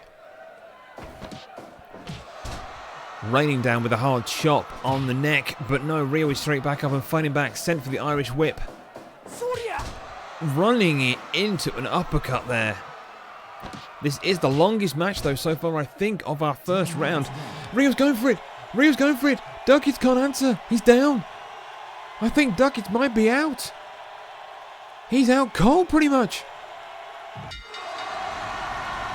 I don't believe it. I don't believe I've just seen that. Duckett has been eliminated from the tournament in the first match. Wow. Well, there we go. So let's take you through what's just gone down there. So we are looking at something like this. Wow. So we have The Rock, Wannabe Rowdy, Viva La Maxter, and Ryu going through to the next round. That will see Dwayne facing Wannabe Rowdy. That will then see Viva La Maxter facing off against Ryu in our semi-final. That will be coming up later on in Crisp and Juicy. So let's move on to our next match. If we could get away from that, that would be good. Thank you. Technology, right? Okay, so moving forward, our next match in tonight's show will see the Hall-Ass Tag Team titles defended here in CCW. We have our champions, the Teenage Mutant Ninja Turtles, taking on the might of Cakes and Jams. Now, the titles with the Turtles are held by Leonardo and Donatello. Mikey will be escorting them to the ring as well. Raphael is still actually recovering from, well, losing, basically. I mean, you know what Raph is like. I mean, seriously, I can actually hear him screaming in the back now. Even with headphones in, I can still hear him. A turtle screaming is not a nice sound. That's all I'm saying. Let's get back to the match. As I say, this is for the Hall-Ass Tag Team titles, defended by the Teenage Mutant Ninja Turtles against Cakes and Jams. Now, here's a surprising thing. Cakes and Jams will be escorted to the ring tonight by Mr. Lame Diggity and fellow Cobra Kai member, The Bear. It's weird, I know, but there was some weird thing going on between Cakes and Jams and Cobra Kai last time they met, and basically it seemed that Diggity and Anna just did not want to get into any kind of brawl whatsoever. Wannabe was like, yeah, whatever, I'll kick anyone's face, I don't care. So he did. So that's kind of where we are. It's a weird setting. I don't quite know what it means long term in CCW, but there we go. Anyway, after capturing English is hard. After capturing the titles in episode 9 of CCW Rectum, the Turtles got themselves locked into a battle with Elicures and his new crew, the Foot Clan. If you remember, the Foot Clan was with Shredder. Shredder is still currently suspended because that son of a bitch will be suspended until I change my goddamn mind. Tonight, that focus needs to shift really hard towards Cakes and Jams. Both teams are fan favourites here in CCW. It's going to be really hard to choose between them. I don't know which way the crowd is going to go with this one in any way, shape or form. Just can I have that out of the way? Thank you, that's better. Cakes and Jams came unstuck in a 2 versus 1 match against John Kreese, which we covered at the top of the show during the pre-show. Now that will have undoubtedly damaged their confidence going into this match tonight. A match they knew they had already sealed, being number 1 contenders for the Hall-Ass Tag Team titles, and Cobra Kai declaring they no longer were interested in their rematch clause to rebuild their team. We do have, though, 2 distracted teams, but we have 2 belts, the Hall-Ass title belts, on the line and for the taking. That will be our next match. So, can we get our competitors set up and ready to go? They better be ready to go. No. Apparently Dan is still in a sulk with me because I beat his ass. So.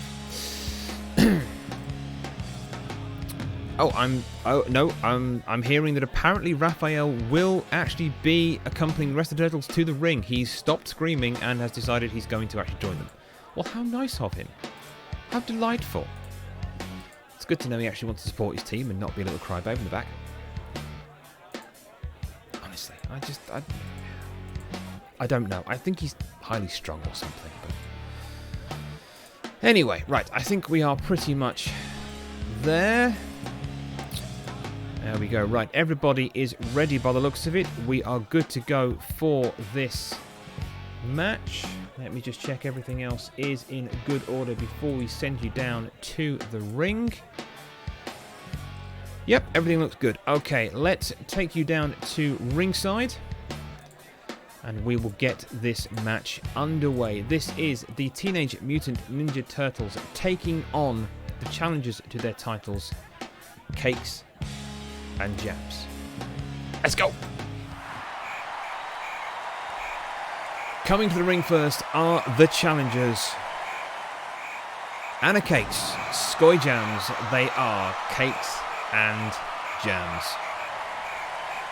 Now these two, like I said, they are pretty distracted. They will no doubt have a hit of confidence from losing to John Kreese in that 2v1 match last time out. But they have to focus themselves now. There is no other option. And here are our current title holders, Donatello, Michelangelo, the Teenage Mutant Ninja Turtles. Confidence exuding them as they walk, and Mikey has a little bit of an odd wiggle going on there. Has he been working out too much? That looks a little bit weird. This is for the Hall Ass Tag Team titles. Let's go. Skoy and Mikey starting off in the middle of the ring. Like I said, both these teams are undoubted fan favourites here in Cat Food Championship Wrestling. I don't quite know which way the crowd are going to go. It's really weird seeing Diggity there in the corner of Cakes and Jams. Theoretically, Diggity should want nothing to do with them, but they have been quite close backstage during the last week. So I don't know if something is brewing here with them. It's really... I'm not sure. We need to find out what's going on with this, but it could be nothing. I don't know. It could just be mutual respect of fighters. I think that might well be it, actually. So Skoy coming in heavy with the blows already on Michelangelo. He's seemed to have like a laser focus tonight. It looks like Skoy has indeed put last week's loss to John Kreese behind them. And the, oh blimey, body slam to the outside already. Mikey's straight back in though. Shell protecting him somewhat from that body slam. And now Skoy going in with the tag, bringing Anna in. And Mikey just flinging kicks, but just can't connect. What is he aiming for? Did he get smacked on the head a second ago or something? And now Donnie brought into the match against Anna. Anna just stalking around. But lovely kick there to put Donnie on the floor. And again, in with those educated feet from all the years of martial arts training. The shell smash. Anna coming back in with a snap suplex there. But Donnie coming back with the kicks again. It seems like they're relying, the Turtles, on their in-your-face, straight-at-you kind of offense.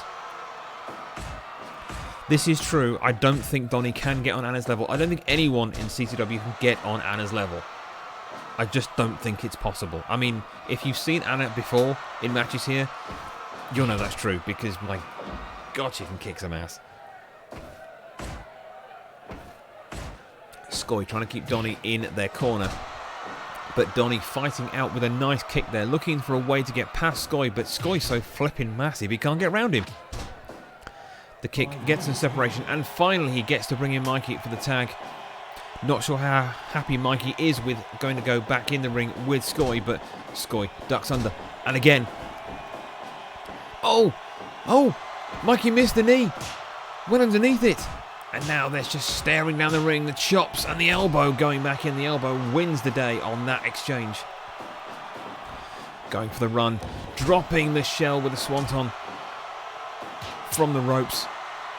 And Skoy sensibly going for the tag. This is going to be the key to victory here. The Turtles will be keen to retain their titles here tonight. Waiting for Anna to get up. Goes in with the butt buster from the top rope on the back of Anna's head. but she's straight back into it. The reversal. Oh! Mikey reverses it, goes with the suplex, shoving Anna to the outside. And Mikey showing what the class fighter he is by giving Anna the chance to get back in the ring. Mikey now with those feet once again proving to be a little bit too much and going with the pin already. He's in the wrong corner, but he only gets a 1. He only manages to get a 1 on that one. Donnie in the ring now, goes in with a submission. Submissions do count now in this match. Pin, submission, disqualification will end this match. Goes to the mount. The referee is counting. Donnie just raining down the punches. Sky just couldn't seem to escape for a moment there, but manages to get away in the end. Cobra Kai fans still in the crowd tonight. Actually, no, that might be Diggity just holding up. It's Diggity holding up his own sign. Okay, that's fine. Whatever. And the Cakes and Jam sign coming out now with the crowd. Sky with the lovely elbow putting Donnie on his back, giving Anna some time to get in the ring and continue the punishment, but she's just sunk to the floor with that strike. And again with the shell smash. Onto Anna, prone on the floor. Now Donnie with the upper hand, going with a running, spinning high kick. Connects with the temple, but Anna is back up, trying to just get her wits back, and oh my god, she runs into another high kick. And again, with the armbar, she snuck that one in, but Donnie fights his way out of it. She saw an opportunity and went for the submission, but couldn't quite make it count. 10 minutes now has passed in this match. Going with the submission again. Got him in the cradle, high up. Can he get out? Just manages to get the momentum to swing away from that. Nasty submission move from Anna there. The slaps, kicks coming in. Anna is dazed.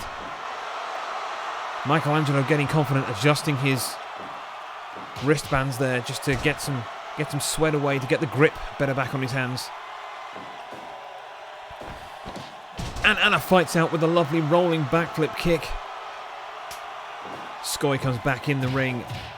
Neither going for the double teams very much.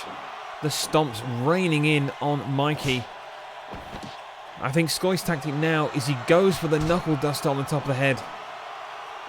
Oh, on the shoulder charge. In with the submission. Got the armbar. He's locked it in. Donnie's just standing there watching, clearly confident Mikey could get out, and indeed he could get out with relative ease, actually. Mikey fighting away with those feet once again, making the difference in this match so far. 12.5 minutes gone so far. Mikey with a run, misses with a spinning high kick. This is Sky's chance, drops the elbow on the back of the head. Has to capitalise now. But just lets Mikey get away. That's a missed opportunity, but he wants more of Mikey. He's going for the... Oh my god, he goes on the apron. Puts Mikey into the apron. Now he's got Donnie on his own. Mikey's out of it. But he's going for the tag. The opportunity missed for Cakes and Jams. The pin from Donnie out of nowhere. Anna just kicks out on a 2.9. The elbow's now raining backwards and forwards. She won't be happy with that.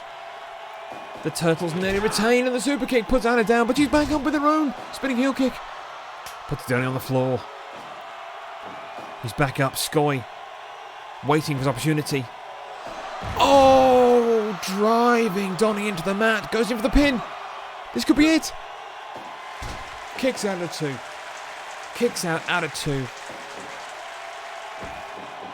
That was so close. This match now building. You feel to have finished with another pin after the splash. 2.9. Sky kicks out of 2.9.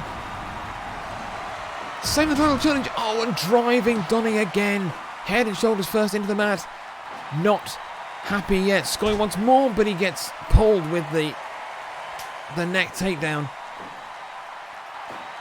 Now Mikey into the ring, the fresher of the two. Donnie's just taken a lot of punishment. The kick puts Mikey to the floor. The elbow from Mikey, though, gives some separation. Sent for the ride. Goes in with that patented kick to the midsection.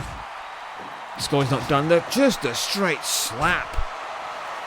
Armbar is in. Donnie looks on, supremely confident. that Mikey can get out, and indeed he does make his way out of that. Going on the pin already. Cheeky pin. Anna stands there, wait. Holy hell, another 2.9. Sky just saving the whole last tag team title challenge for Cakes and Jams. Only just 17 minutes gone in this match. This is turning into an absolute slobber knocker. This is backwards and forwards. Lovely move from Anna. Putting Mikey's face, she goes for the flip. Catches him on the body slam. Mid-air to the pin. Oh!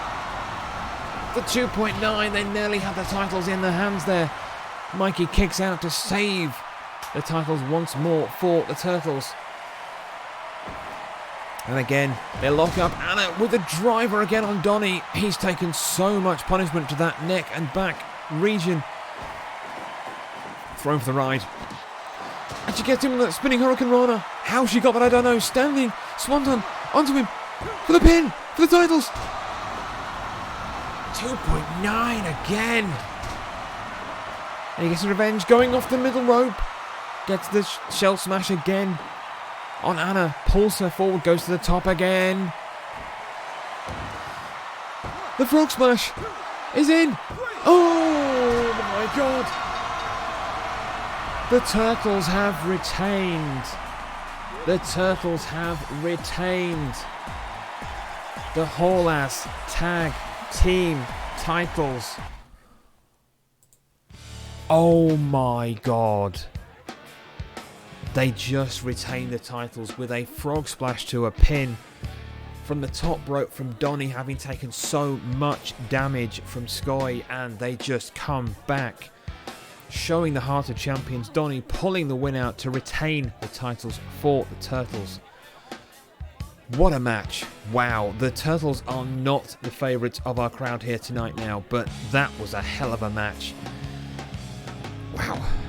So there we go, the Turtles retaining their whole ass tag team titles. Cakes and Gems, having done so much work to get themselves into that #1 contender spot, will be bitterly disappointed. You have to think that loss last week to John Kreese in the 2-on-1 has to have had some effect on their state going into this match. It's the only thing I can think of that has caused them some problems tonight.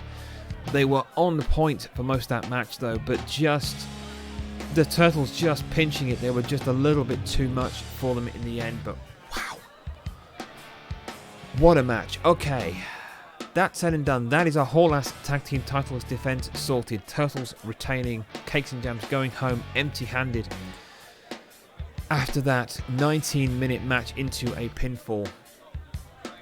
Stunning stuff here. Right, okay, let's move then back our focus towards the Thunderbutt Cage Deathmatch Tournament Challenge. I'm gonna catch my breath. That was just stunning end there. Right, okay, let's get back into our tournament. So let me take you over to our tournament view. And let's cut the music as well. There we go. Right, so we are back into our tournament fashion. Now, they have had only the time it has taken for that match to take place to recover. So, if they manage to recover any way, shape or form, that will put them in good stead for these next set of matches. Our first match will be The Rock versus Wannabe Rowdy. These are the semi-final rounds to determine the Thunderbutt champion for this pay-per-view. Don't forget, Raphael has already been eliminated. He cannot retain the title. We are guaranteed a new title holder tonight. So, without further ado, let's get into this match, which will be starting off with The Rock against Wannabe Rowdy, the pride of Cobra Kai now, as it seems, in this pay-per-view, looking to go into the final of this tournament. So, we have Wannabe looking to make a statement so far in this match and this tournament. If Wannabe was to come away with this win to get to the final of this tournament, that has to make him pretty favourable within the Cobra Kai rankings. I mean, he has done nothing but good things since joining Cobra Kai, since interfering in aid of Cobra Kai way back when, about 2 weeks ago. 2 weeks is a long time in a commissioner's life, trust me. Are we called Cobra Kai? Well, you're kind of called Cobra Kai, you're kind of called Cat Food the Karate Card, because I'm just going to call you both things. Your advert said Cat Food the Karate Club. It's your ad.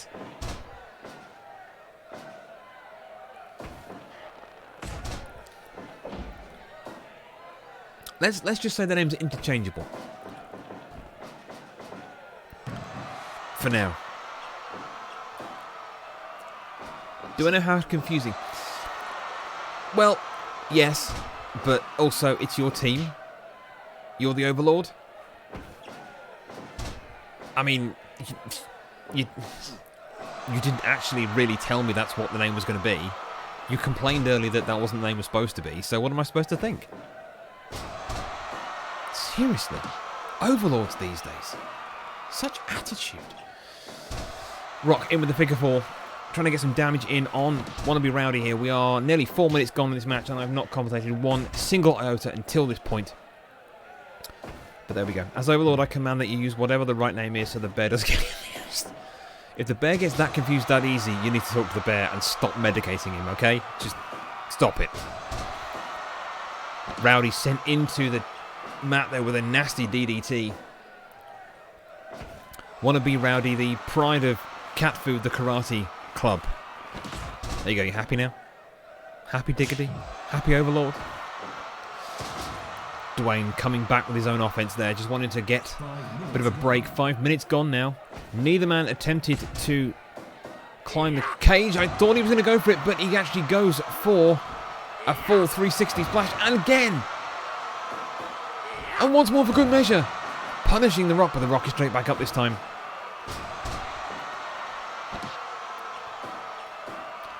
Copyright's such a, you know, a confusing thing.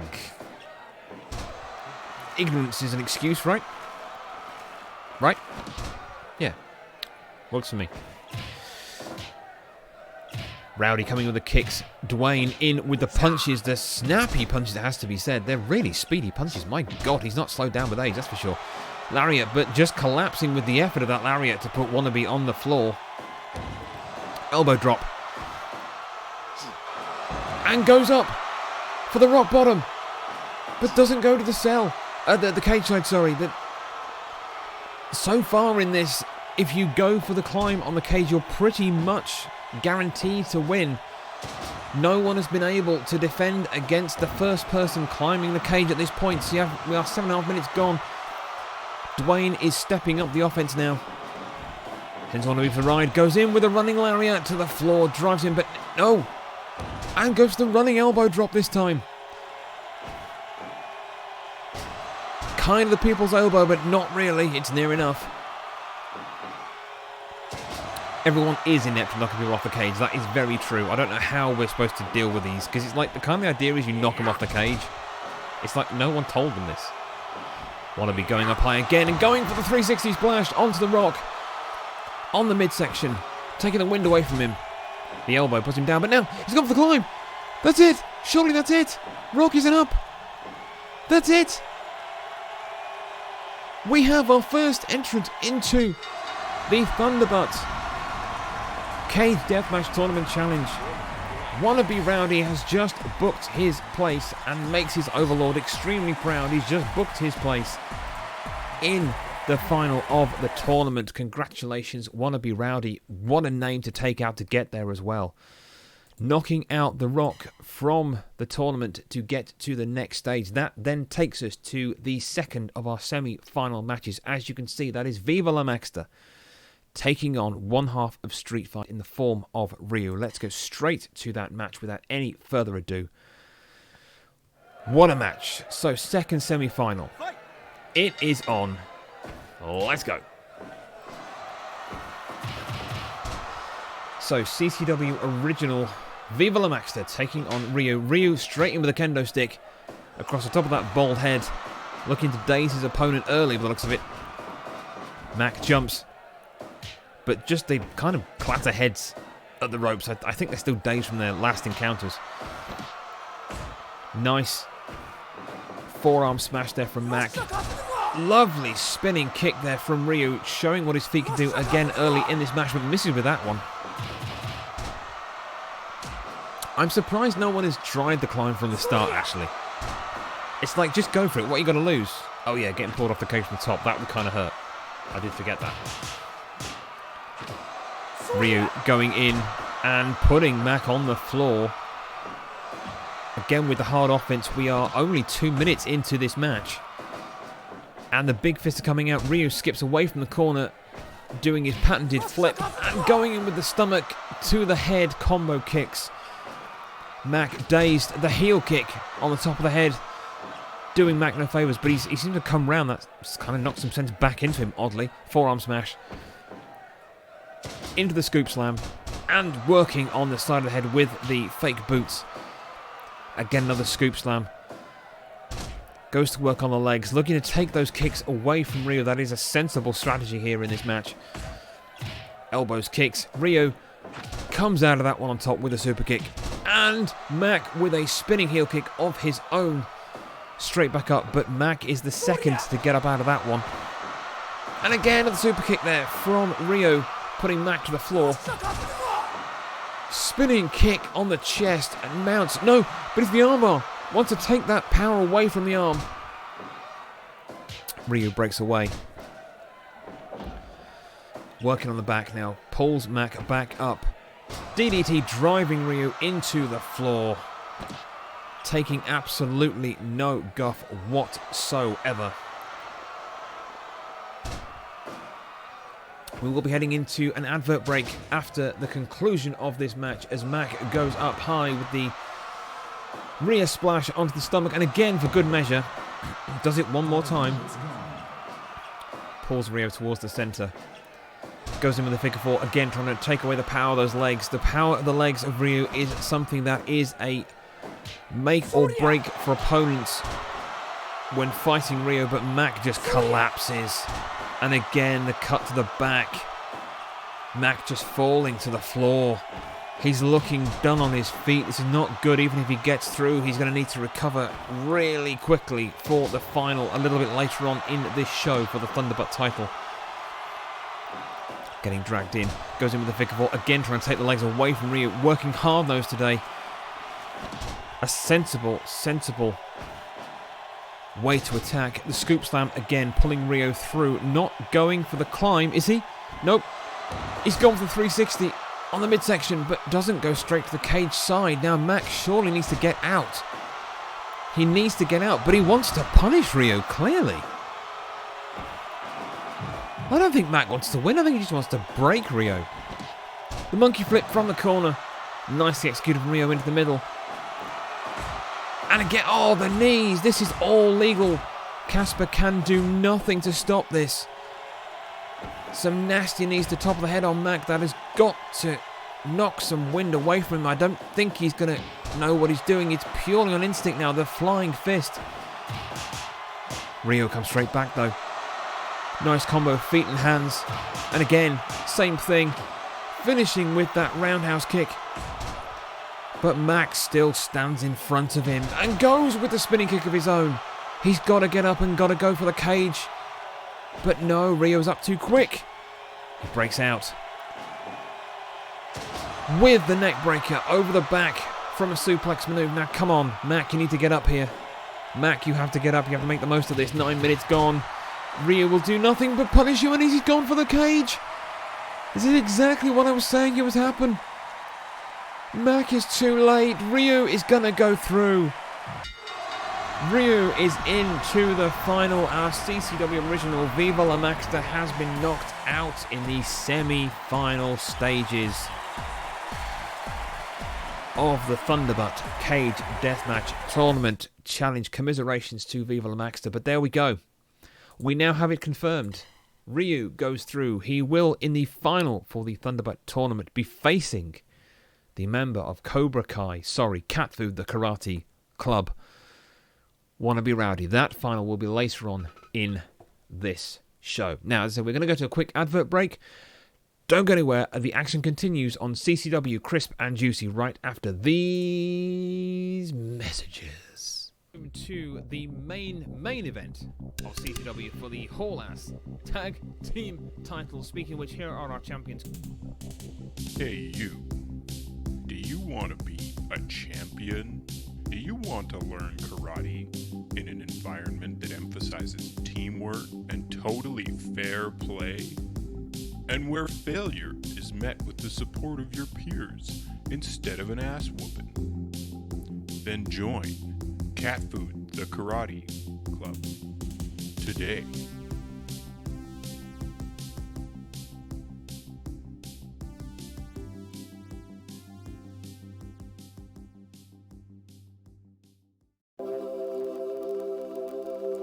Remember when food used to be wholesome and delicious? Cat Food the Farm remembers. Crafted responsibly deep in the heart of Manitoba with care and love. Free range, all natural, only the very best of ingredients.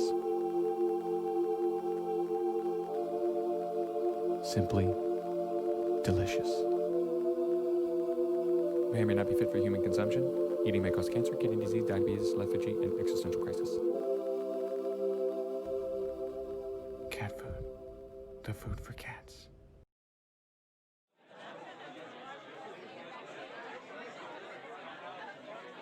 Let me out of here!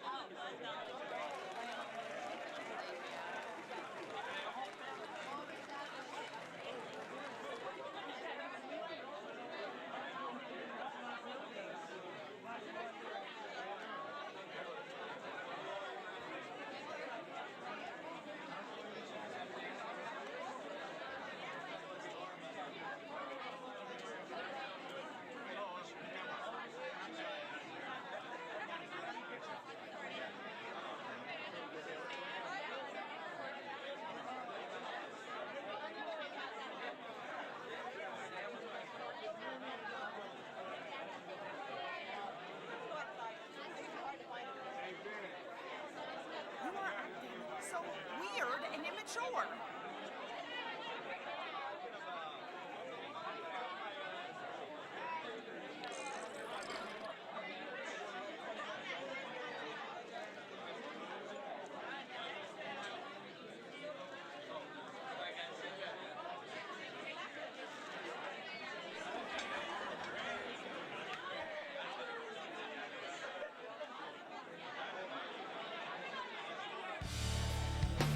And welcome back to CCW Crisp and Juicy. Thank you for sticking around during the adverts. Hope you enjoyed them.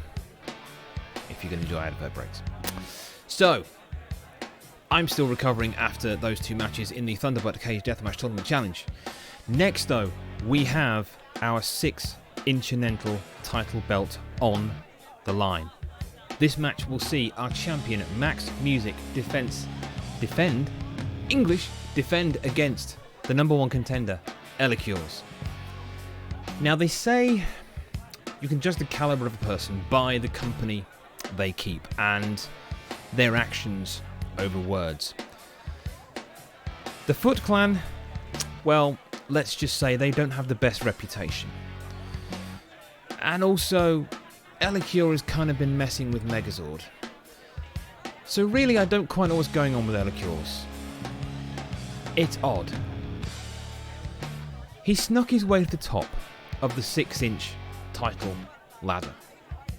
Literally out of nowhere. I wasn't even paying attention to his win-loss ratio. And there he was, when I checked it, pretty much already there. Almost no one, including the crew, was even looking. It is indeed the tiny sneaky hands. It must be what does it. It's like sleight of hand with tiny hands. I don't know quite what that was. But anyway. Elicure has been a constant thorn in the side of the locker room. He will meddle with anything, and now with the Foot Clan by his side, until Shredder returns, if he returns, you've got to wonder if Elicure is even going to get more nefarious. Now Max, our current champion, has been largely absent from CCW for a number of weeks, in fact almost since capturing the 6-inch title. Even his own partner, John Kreese, didn't want his help last week, although that actually turned out quite well for John, so it was actually quite a good call, let's be honest about it. The only match that Max has had in a few weeks was against Fish very recently. He has the supreme confidence of a champion to not need any preparation time. However, there is one twist to this title story that we've not actually revealed yet. So about an hour and 45 minutes before the show started, I had a knock at my office door. Now, if you're in the Discord, if you go to tiny.cc/CCW, you'll find the Discord there. If you're keeping an eye on that, you would have seen me announce that someone had just appeared at my door. That turned out to be a very interesting meeting.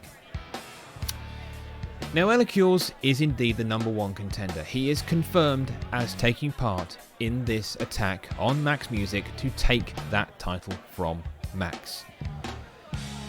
There's one other factor that we all forgot. Meggy Moo had until an hour before showtime, to tell me if she wanted to take her rematch clause. That meeting was to take that rematch clause. That means this match is no longer a one-on-one Max versus Elicures. It is now a three-way dance for the 6-inch title. Max Music, our champion, will defend at the same time against Elicures and Meggy Moo. That match is now. I am so excited about this. Let's go to the ring. So here we go.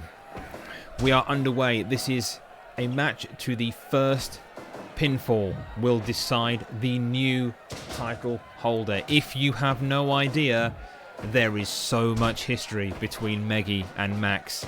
You only need to say low blow and it all comes flowing to the surface. This is going to be a good one, ladies and gentlemen. This is going to be a good one. Meggy has a hell of a score to settle. Watch your neck, exactly. Watch everything. Just watch low and high, because anything could happen in this match. So, Meggy in. Oh, go for the power driver, but reversed. Max drops the power driver at his own.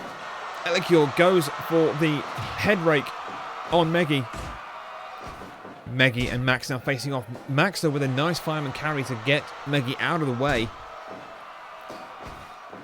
There's no teaming up happening yet in this match, which I kind of thought we might see. I could imagine that Meggy and Elicures at least would team up to kind of take Max out of the picture. But oh, what a lariat. And she sits down on him.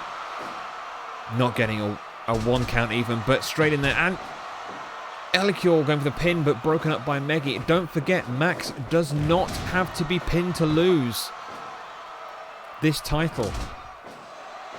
The first pin will win this. Oh my god, Max in with a massive smash to the back of Meggy there. I don't quite know how he managed to just pick her up like that, but he did. Elbow drop, back of his head. Meggy looking for some serious physical retribution against Max for everything he has done to it in the past. All the low blows, all of the opportunities she's lost because of Max. That's probably been two, but it's enough. And now Max in with a submission. But no. This is a pinfall match. Max in there, going for it. No. And now looking to weaken Meggy's legs there with the figure four, but she fights her way out of it. The slam on the back with the fist for Max putting to the floor. And she was going for the pile driver, but no, she's got Elicure up in the choke. And again, and she sits down for the pin, but no. Elicure weirdly just stands there and watches it. It's not like he's watching his title attack probably just go out the window with that pin, but whatever. The pile driver on Elicure on that massive head, and he's just straight back up, and no great surprise there whatsoever. The armbar again on Elicure, on Max. Scoop slam puts Meggy to the floor. Backbreaker into the slam on Elicure. This is going to go backwards and forwards. We still have, after this match, our Thunderbutt final to decide the new champion. in the Thunderbird Cage Deathmatch Tournament Challenge, and then we have our main event, which will be the Foot-Long World Championship, but we still have the 6 Intercontinental title on the line here in this 3-way dance. Meggy literally dancing as she stands there watching the submission take, but again, Max reverses and goes for his own pile driver. Meggy can't quite get that pile driver or the post driver actually running there. But she goes for the chokeslam, puts him down, turns him over, and just Elicure just breaking that one up. Clobbering blows around the side of Max's head. But he's up once again. This is going to be backwards and forwards for some time. 7.5 minutes gone in this match now for the 6-inch title. Pulls him back to the lariat. Max on the floor, and Meggy going for the pin again. Elicure, just how he missed with the kicks to break that up, I don't quite know. I'm not sure what was going on with him then. It's like he saw double and missed. And there's clobbering hands on Max's head there. Meggy fights away Elicure and Max, and just will take both of them on. She goes up again for the pile driver, puts Elicure to the floor, pulls him once more. Focus goes back to Max. Meggy wants Max all for herself. She wants to win this, and she wants to win it by pinning Max on the floor. 1, 2, 3. That is all she cares about right now. Meggy's screaming, "He's mine," in the ring. Oh, and she even won't let Elicure have a go at Max. Oh my god, she's just absolutely focused on maximum damage, pardon the pun.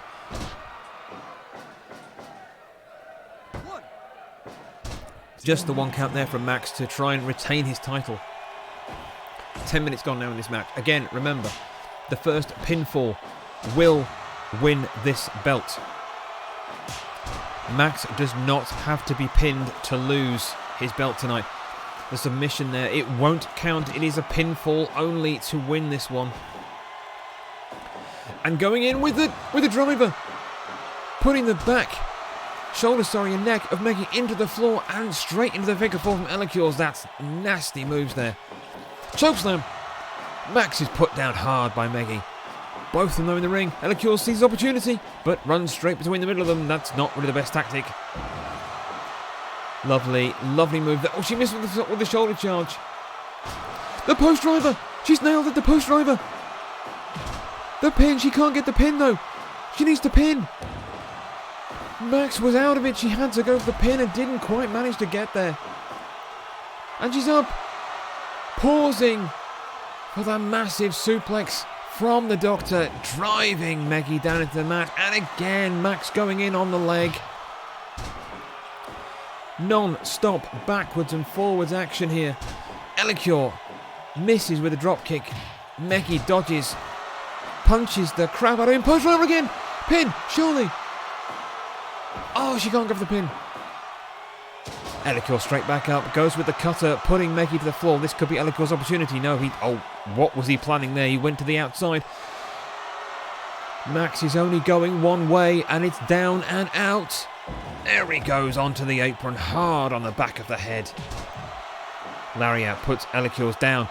Meggy has the chance to do this, but roll up for the pin. But no, Max is there to break it up. Keeps his title hopes alive. The Pele kick. Oh, and there's the low blow from Max. The lariat again as he celebrates. But Elicure's kicks away. 14 minutes gone in this match now. The pin. This be it. Oh, just a 2 count there. Just a 2 count for Meggy. Looking to get the title, to hold that title and take it away from Max. And again, Meggy gets driven into the floor. Oh, what a crucifix suplex. Meggy with the post driver again on that head of Elicure. And now Meggy and Max square off. Max with the shoulder charge to finish it off. But no, Max is down. Elicure's looking for an opportunity, but Max is straight back up again, rolls up with the pin. That looked like a rope break, but broken up. Max arching. Meggy has to break that up. That was almost a 3. Elicure's is straight back up. Signals the crowd booing Alakios quite steadfastly there. They do not want him to win this one at all. His actions do indeed precede him. They know what his game is, and I'm actually surprised the foot soldiers aren't out here tonight as well, to be honest with you. The three of them circle each other, looking for an opening. Meggy puts Alakios to the floor. Post driver, no! The running power slam into the pin, but Max breaks it up. He wants the opportunity for himself, pulls Alakios towards the middle. Surely, there's got to be a pin coming up soon. A Pele kick puts Meggy to the floor. This could go either way. All three of our CCW originals here in the ring are going for it, and another post driver on Alakios. What's that, 4? Now he's taken? And they just collide. Smart tactics from Max. Putting Meggy to the floor, he can work on Alakios on his own in the corner. Sets him up on the top rope.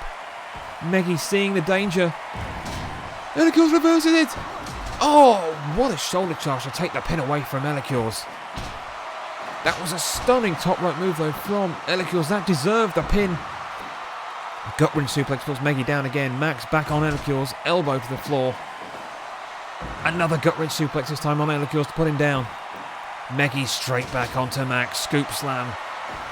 She's hulking up again.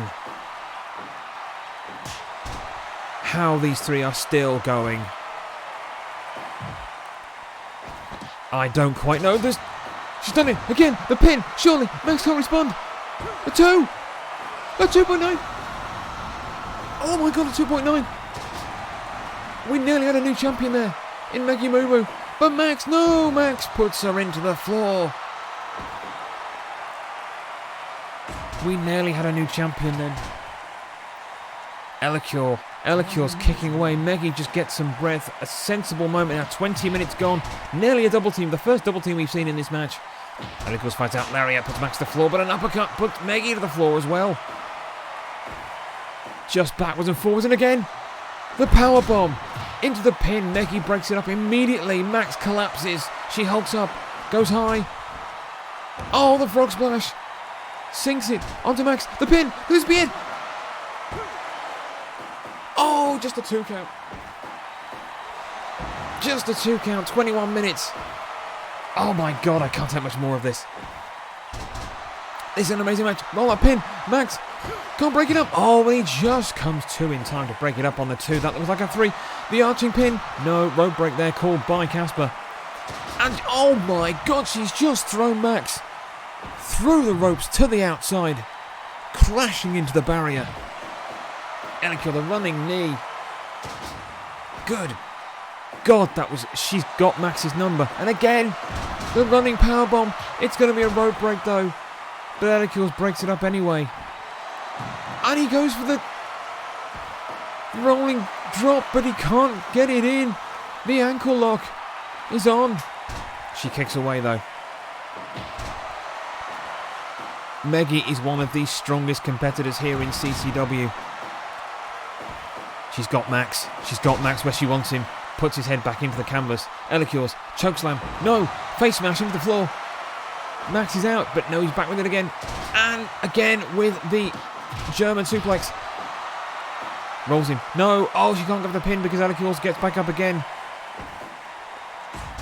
None of these three can catch a break right now. In with the sleeper. This is a pinfall only result though. This is not going to win or retain the title for Max, or even reverses the Irish whip. And they collide in the middle of the ring. Alakios just running around, fancies a quick jog in the middle of the match. Quite a weird thing to do, but there we go. Max and Meggy tie up again, and Meggy once more gets driven into the mat on the back of the head and the neck. Max looks the freshest though of the three at the moment, which is stunning really, although he has had the least matches out of all of them. Alakios has had the most matches in the past few weeks here in CCW.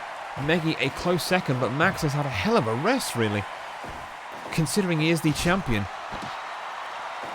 Pulling Alakios back in for the lariat. And another gut-wrench slam, putting Meggy on the floor.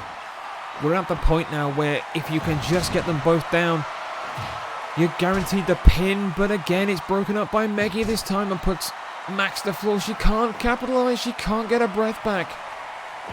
The double team. The double powerbomb on Max. Oh, that must have felt good for Meggy. And no, the backbreaker on Meggy. She can't make the most of it. Scoop slam Max to the outside. He looks down and out on the outside now, but he's back up again. What on earth is going on in this match? 26 minutes gone now.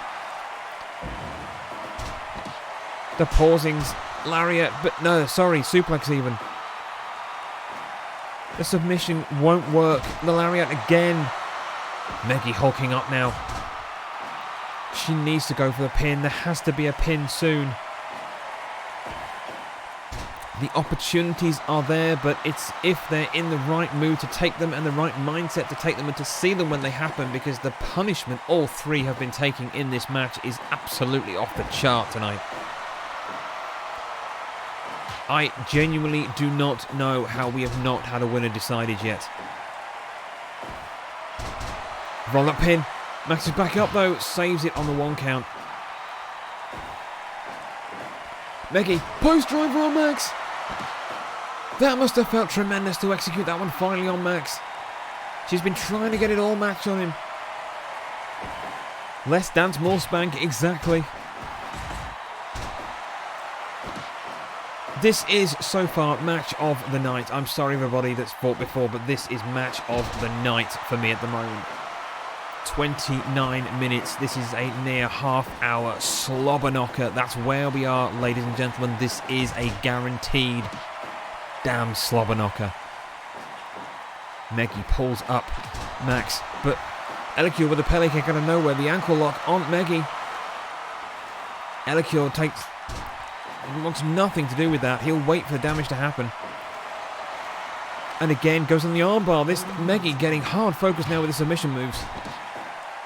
Max puts Elicure down on the floor, but can't get the pin in. Meggy wakes up too quick, but again, driven into the mat by Max. Max and Elicure's lock up once more in the middle of the ring. Meggy misses with the shoulder charge, but goes for double team, and they just miss. This is ridiculous. I actually don't know what's going on anymore. Half an hour. Roll up pin. Meggy right there to break it up, but she goes for the pin. This could be it. New champion. That's it. We have a new champion. We have a new champion. Meggy friggin' Moo.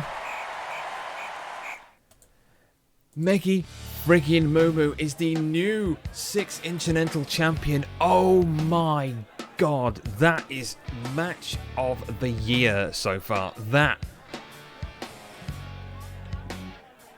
Let me just say that again. Meggy Moo is the new 6-Intercontinental champion. We have a title change tonight. The first one is guaranteed. My god. Wow, congratulations, Meggy Moo. That was a hell of a battle. She didn't quite get the pin though on Max, which is what she wanted, but she did pin Elicure. So Max loses the title without even being pinned. Wow. No, what am I saying? She did pin Max. I'm that confused by the match. I'm that stunned by it. She did pin Max. Wow. Holy hell. The dream has come true for Meggy Moo. You have to feel sorry for Elicures. He has, like I said, he's come out of nowhere in the rankings to get to the top of the mountain, to be in that shot. If Meggy hadn't come to my office earlier on and said, I want my rematch clause, maybe that would have been Elicure's night. I do feel a little bit sorry for Elicures, but that was a hell of a match. That's a fairy tale ending. Don't low blow me. Exactly. Meggy Moo gets her redemption. She is the new 6-Intercontinental champion. It makes me very happy to say that. I'm sorry, Max, but it does. That was amazing. That's how we do pay-per-views here at CCW. My God. Okay. So, we are going to take another quick advert break for me to just gather my thoughts again. That was an amazing match. Do not go anywhere. Coming up after the break, we will finish off the Thunderbutt Cage Deathmatch Tournament Challenge and decide the new Thunderbutt champion, and then we will go straight to our main event for the footlong world title. Becky's a champion! To the main event of CCW for the Hall-Ass Tag Team title. Speaking of which, here are our champions. Hey you, do you want to be a champion? Do you want to learn karate in an environment that emphasizes teamwork and totally fair play? And where failure is met with the support of your peers instead of an ass whooping? Then join Cat Food, the Karate Club today.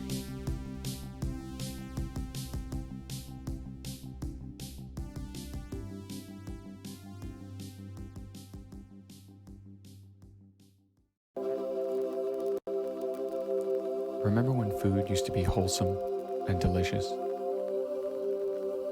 Cat Food the Farm remembers. Crafted responsibly deep in the heart of Manitoba, with care and love. Free range, all natural, only the very best of ingredients. Simply delicious. May or may not be fit for human consumption. Eating may cause cancer, kidney disease, diabetes, lethargy, and existential crisis. Cat food. The food for cats.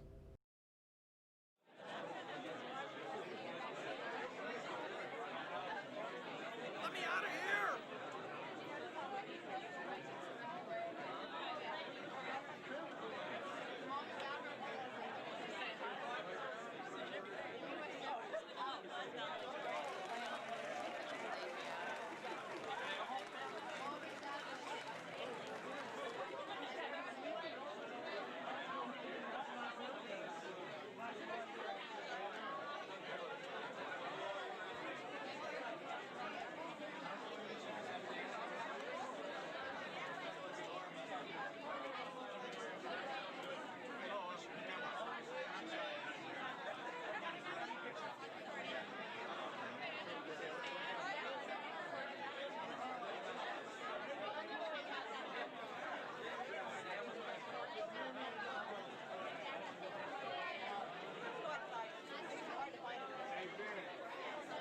You are acting so weird and immature.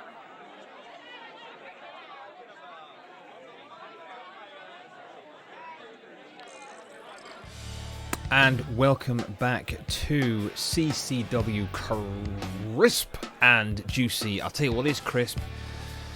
The new 6-inch title holder, Meggy Moo Moo. You have no idea how much she's dancing in the back right now after that win.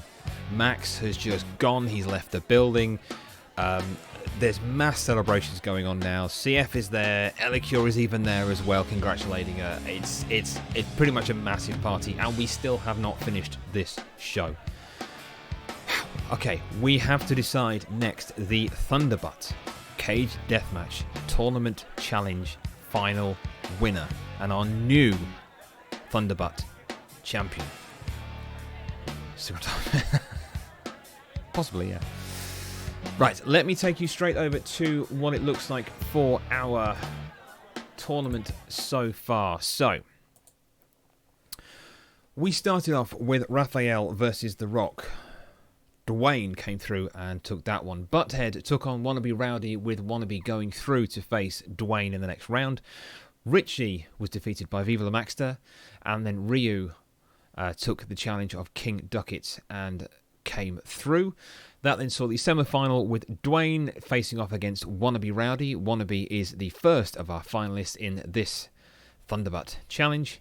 And finally, we saw Ryu overcome Viva La Maxter to take the second place in that final. And that is the match that we will head to right now. This is the decider for the Thunderbutt Cage Deathmatch Tournament Challenge. CCW Crisp and Juicy. Let's get it on.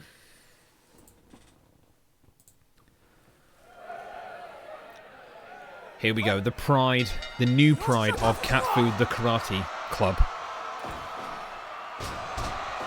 Wannabe Rowdy taking on Ryu of Street Fight. Both men, of course, still will be showing the effects of the former matches they've gone through to get to this point.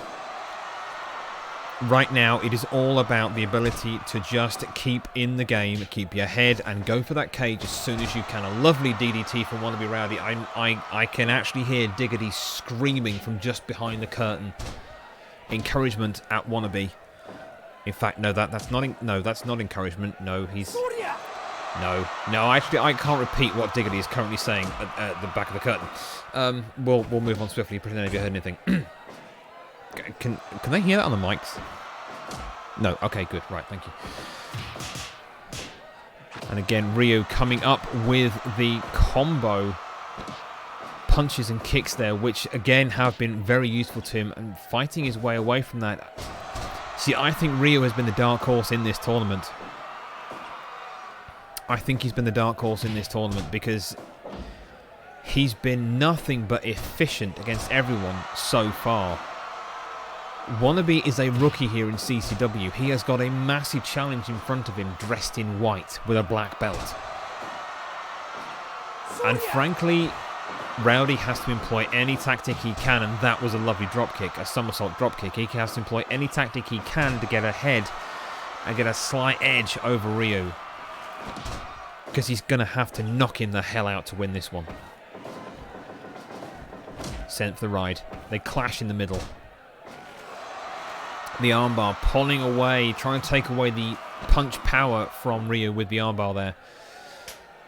And Ryu going straight for the barbed wire bat. But Rowdy sensibly closing the distance, making that bat less effective, going straight in for the clinch. And Ryu not holding onto it, but slapping each other away. Rowdy then getting the better of that exchange with the kick at the end. Lifts him up. Attitude adjustment of sorts, putting Ryu to the floor, and with the nasty rake on the feet, and again on the side of the head. Trying to blind Ryu a little bit, but Ryu sends him into the cage for good measure. The flying knee onto Wannabe Rowdy. Again with that punch and kick combo. The flying ankle just takes Wannabe into the floor. Wannabe being dragged across into that barbed wire bat. That's got to cause some blood to flow, but no cuts have happened yet. I'm surprised no one's actually bled tonight. That really is amazing.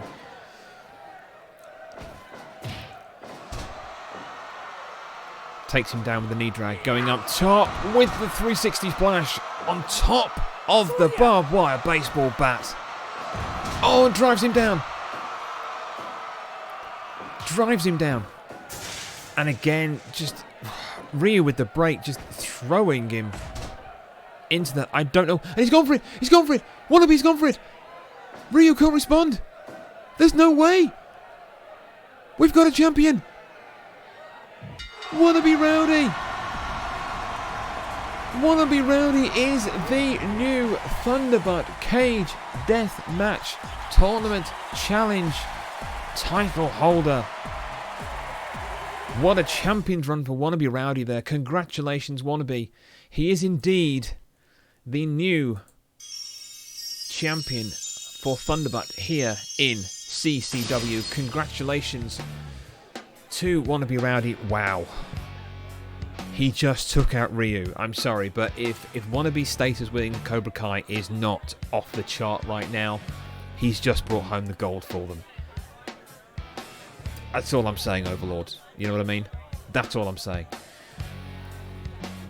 Wow, well that was a hell of a tournament. All over so quickly as well, but we have a new Thunderbutt champion in the form of Wannabe Rowdy of Cat Food, the Karate Club. Which means we now go into the main event of the evening. Oh dear, this is a big one. So this is going to be for the footlong World Championship. Do I really need to sell this one for you lot? I don't think I actually do, but I'm going to anyway because it's my job. Okay, let's calm it down a little minute. Let's get ourselves ready. I really hope they're ready because this is going to be heavy. This is going to be heavy.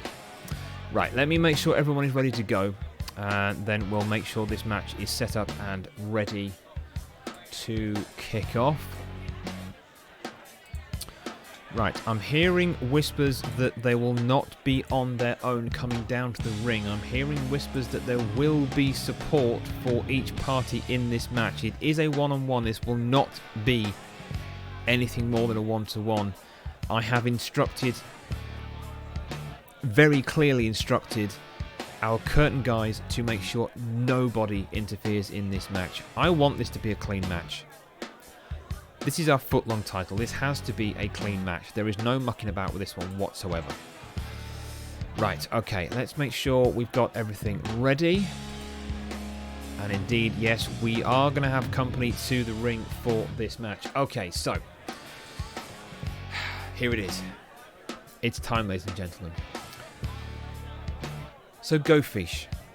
You all know the Hammer, Go Fish. She is one of our fiercest competitors here in CCW, and she is no stranger to adversity either, because that's what she faces tonight. Her biggest test, her biggest opportunity so far in Cat Food Championship Wrestling.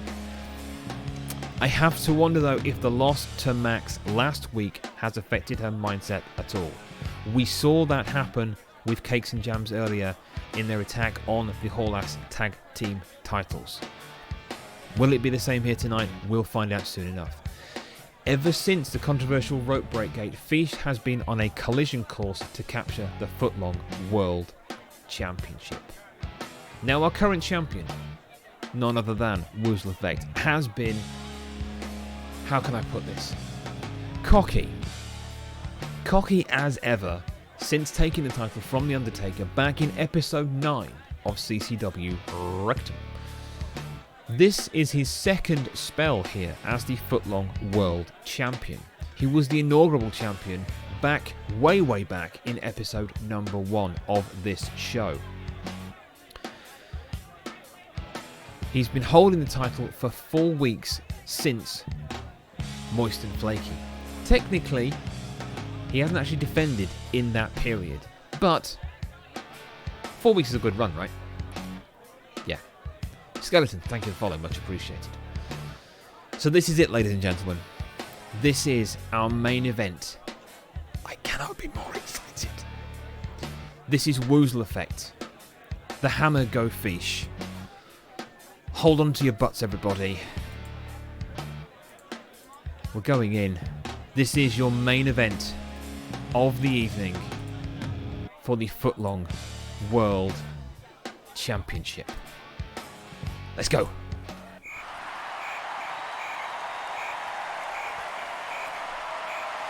Coming to the ring first is CCW original and challenger to the footlong World Championship. This is the Hammer Go Fish.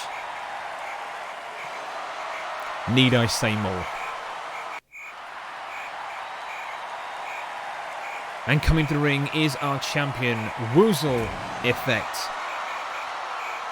This is his first defense of his second reign of this title. This is going to be tough for him. He goes into it extremely confident,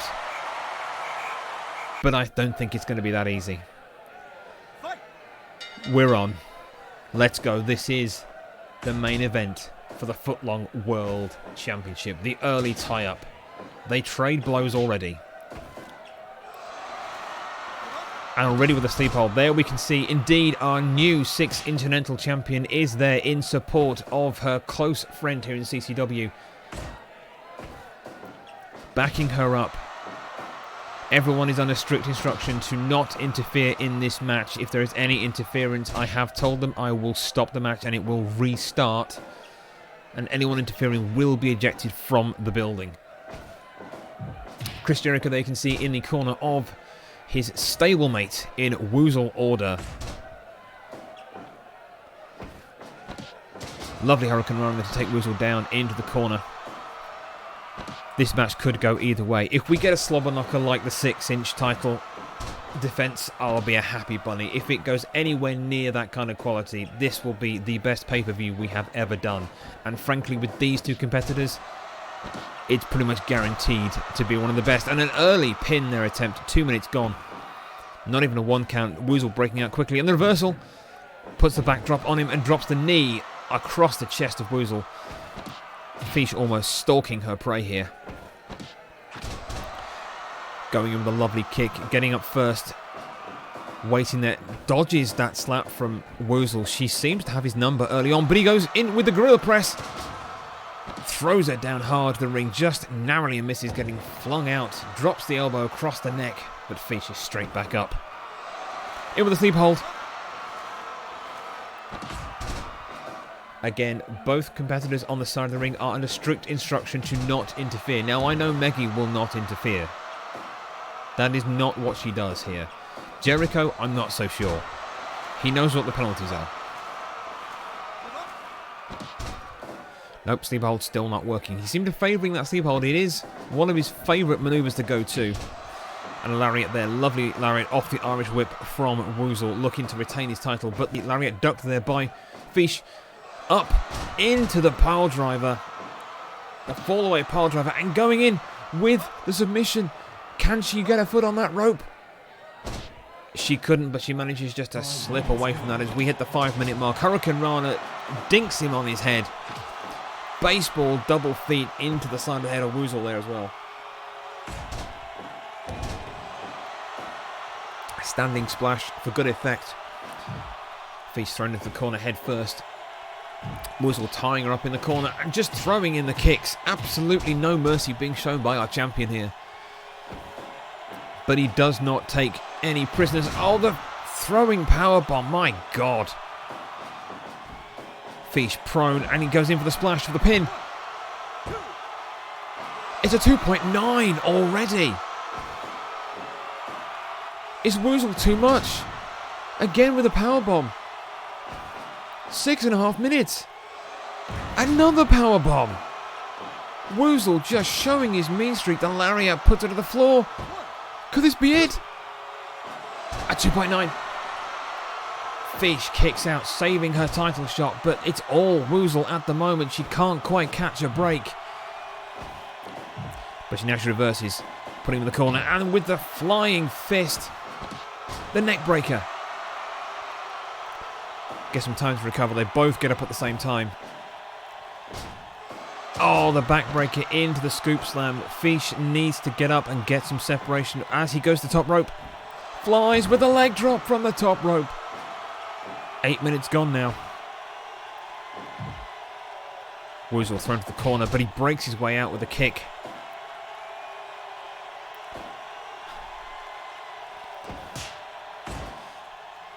And now we have a standoff. The slaps, the punches. No, no, no, she says. The standing heel kick, the athleticism of Fish to get that from a standing position to smartly smack him on the nose. Roll up. No, gets the rope break.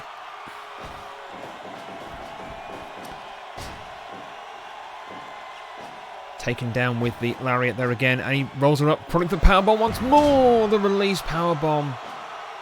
How much more can Fish take? And a second one. Oh, the punishment being dealt out here is just off the charts. But she gets her own DDT. She's straight back up the top rope. Lovely. Into the pin. 2. A 2 count. A 2 count. For the pin, the crowd liking that 2 count. They want to see more. She goes in for the submission, wrenching back on that neck and arm. She's got that one in tight. But Woozle manages to fight his way out. Just misses the distance on the kick. Gets him up. Pedigree.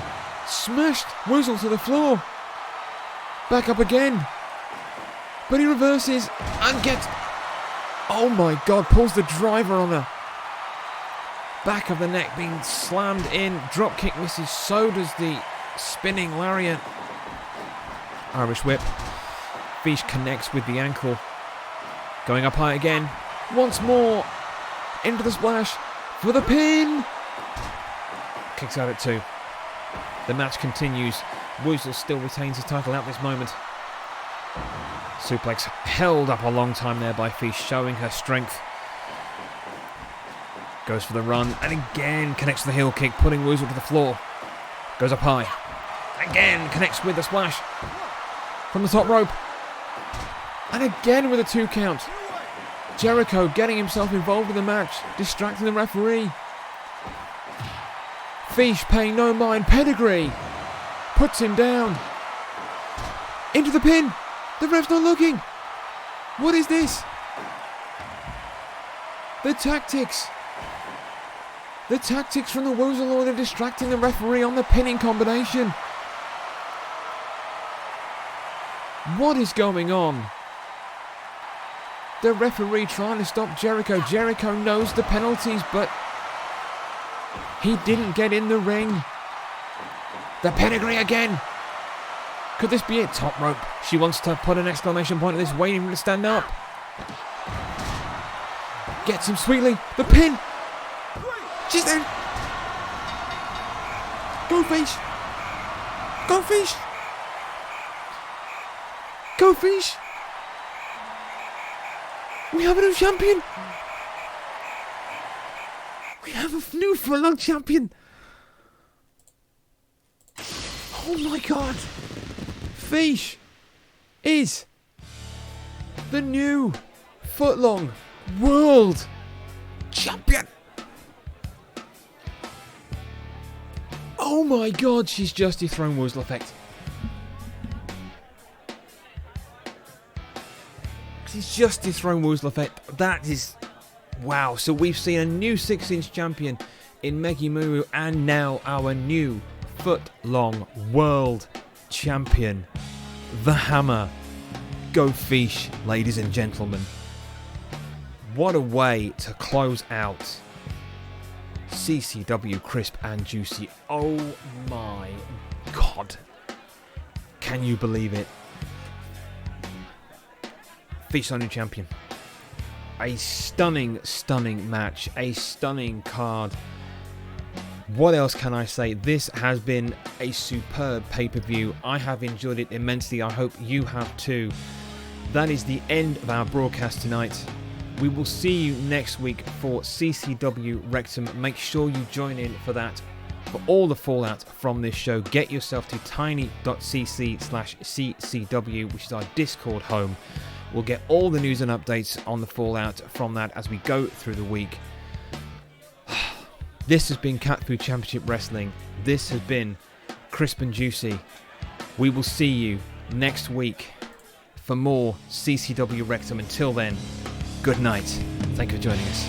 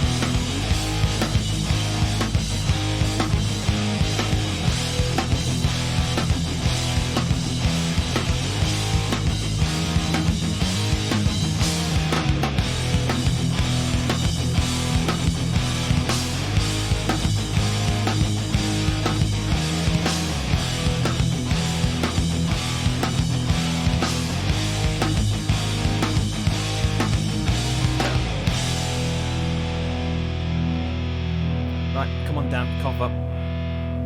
No, you made the bet. You said Max and Woozle were going to retain tonight, and they didn't. You lost the bet. You got to cough up. Yeah, go Crummy River. Cough up now. Get it, Fish.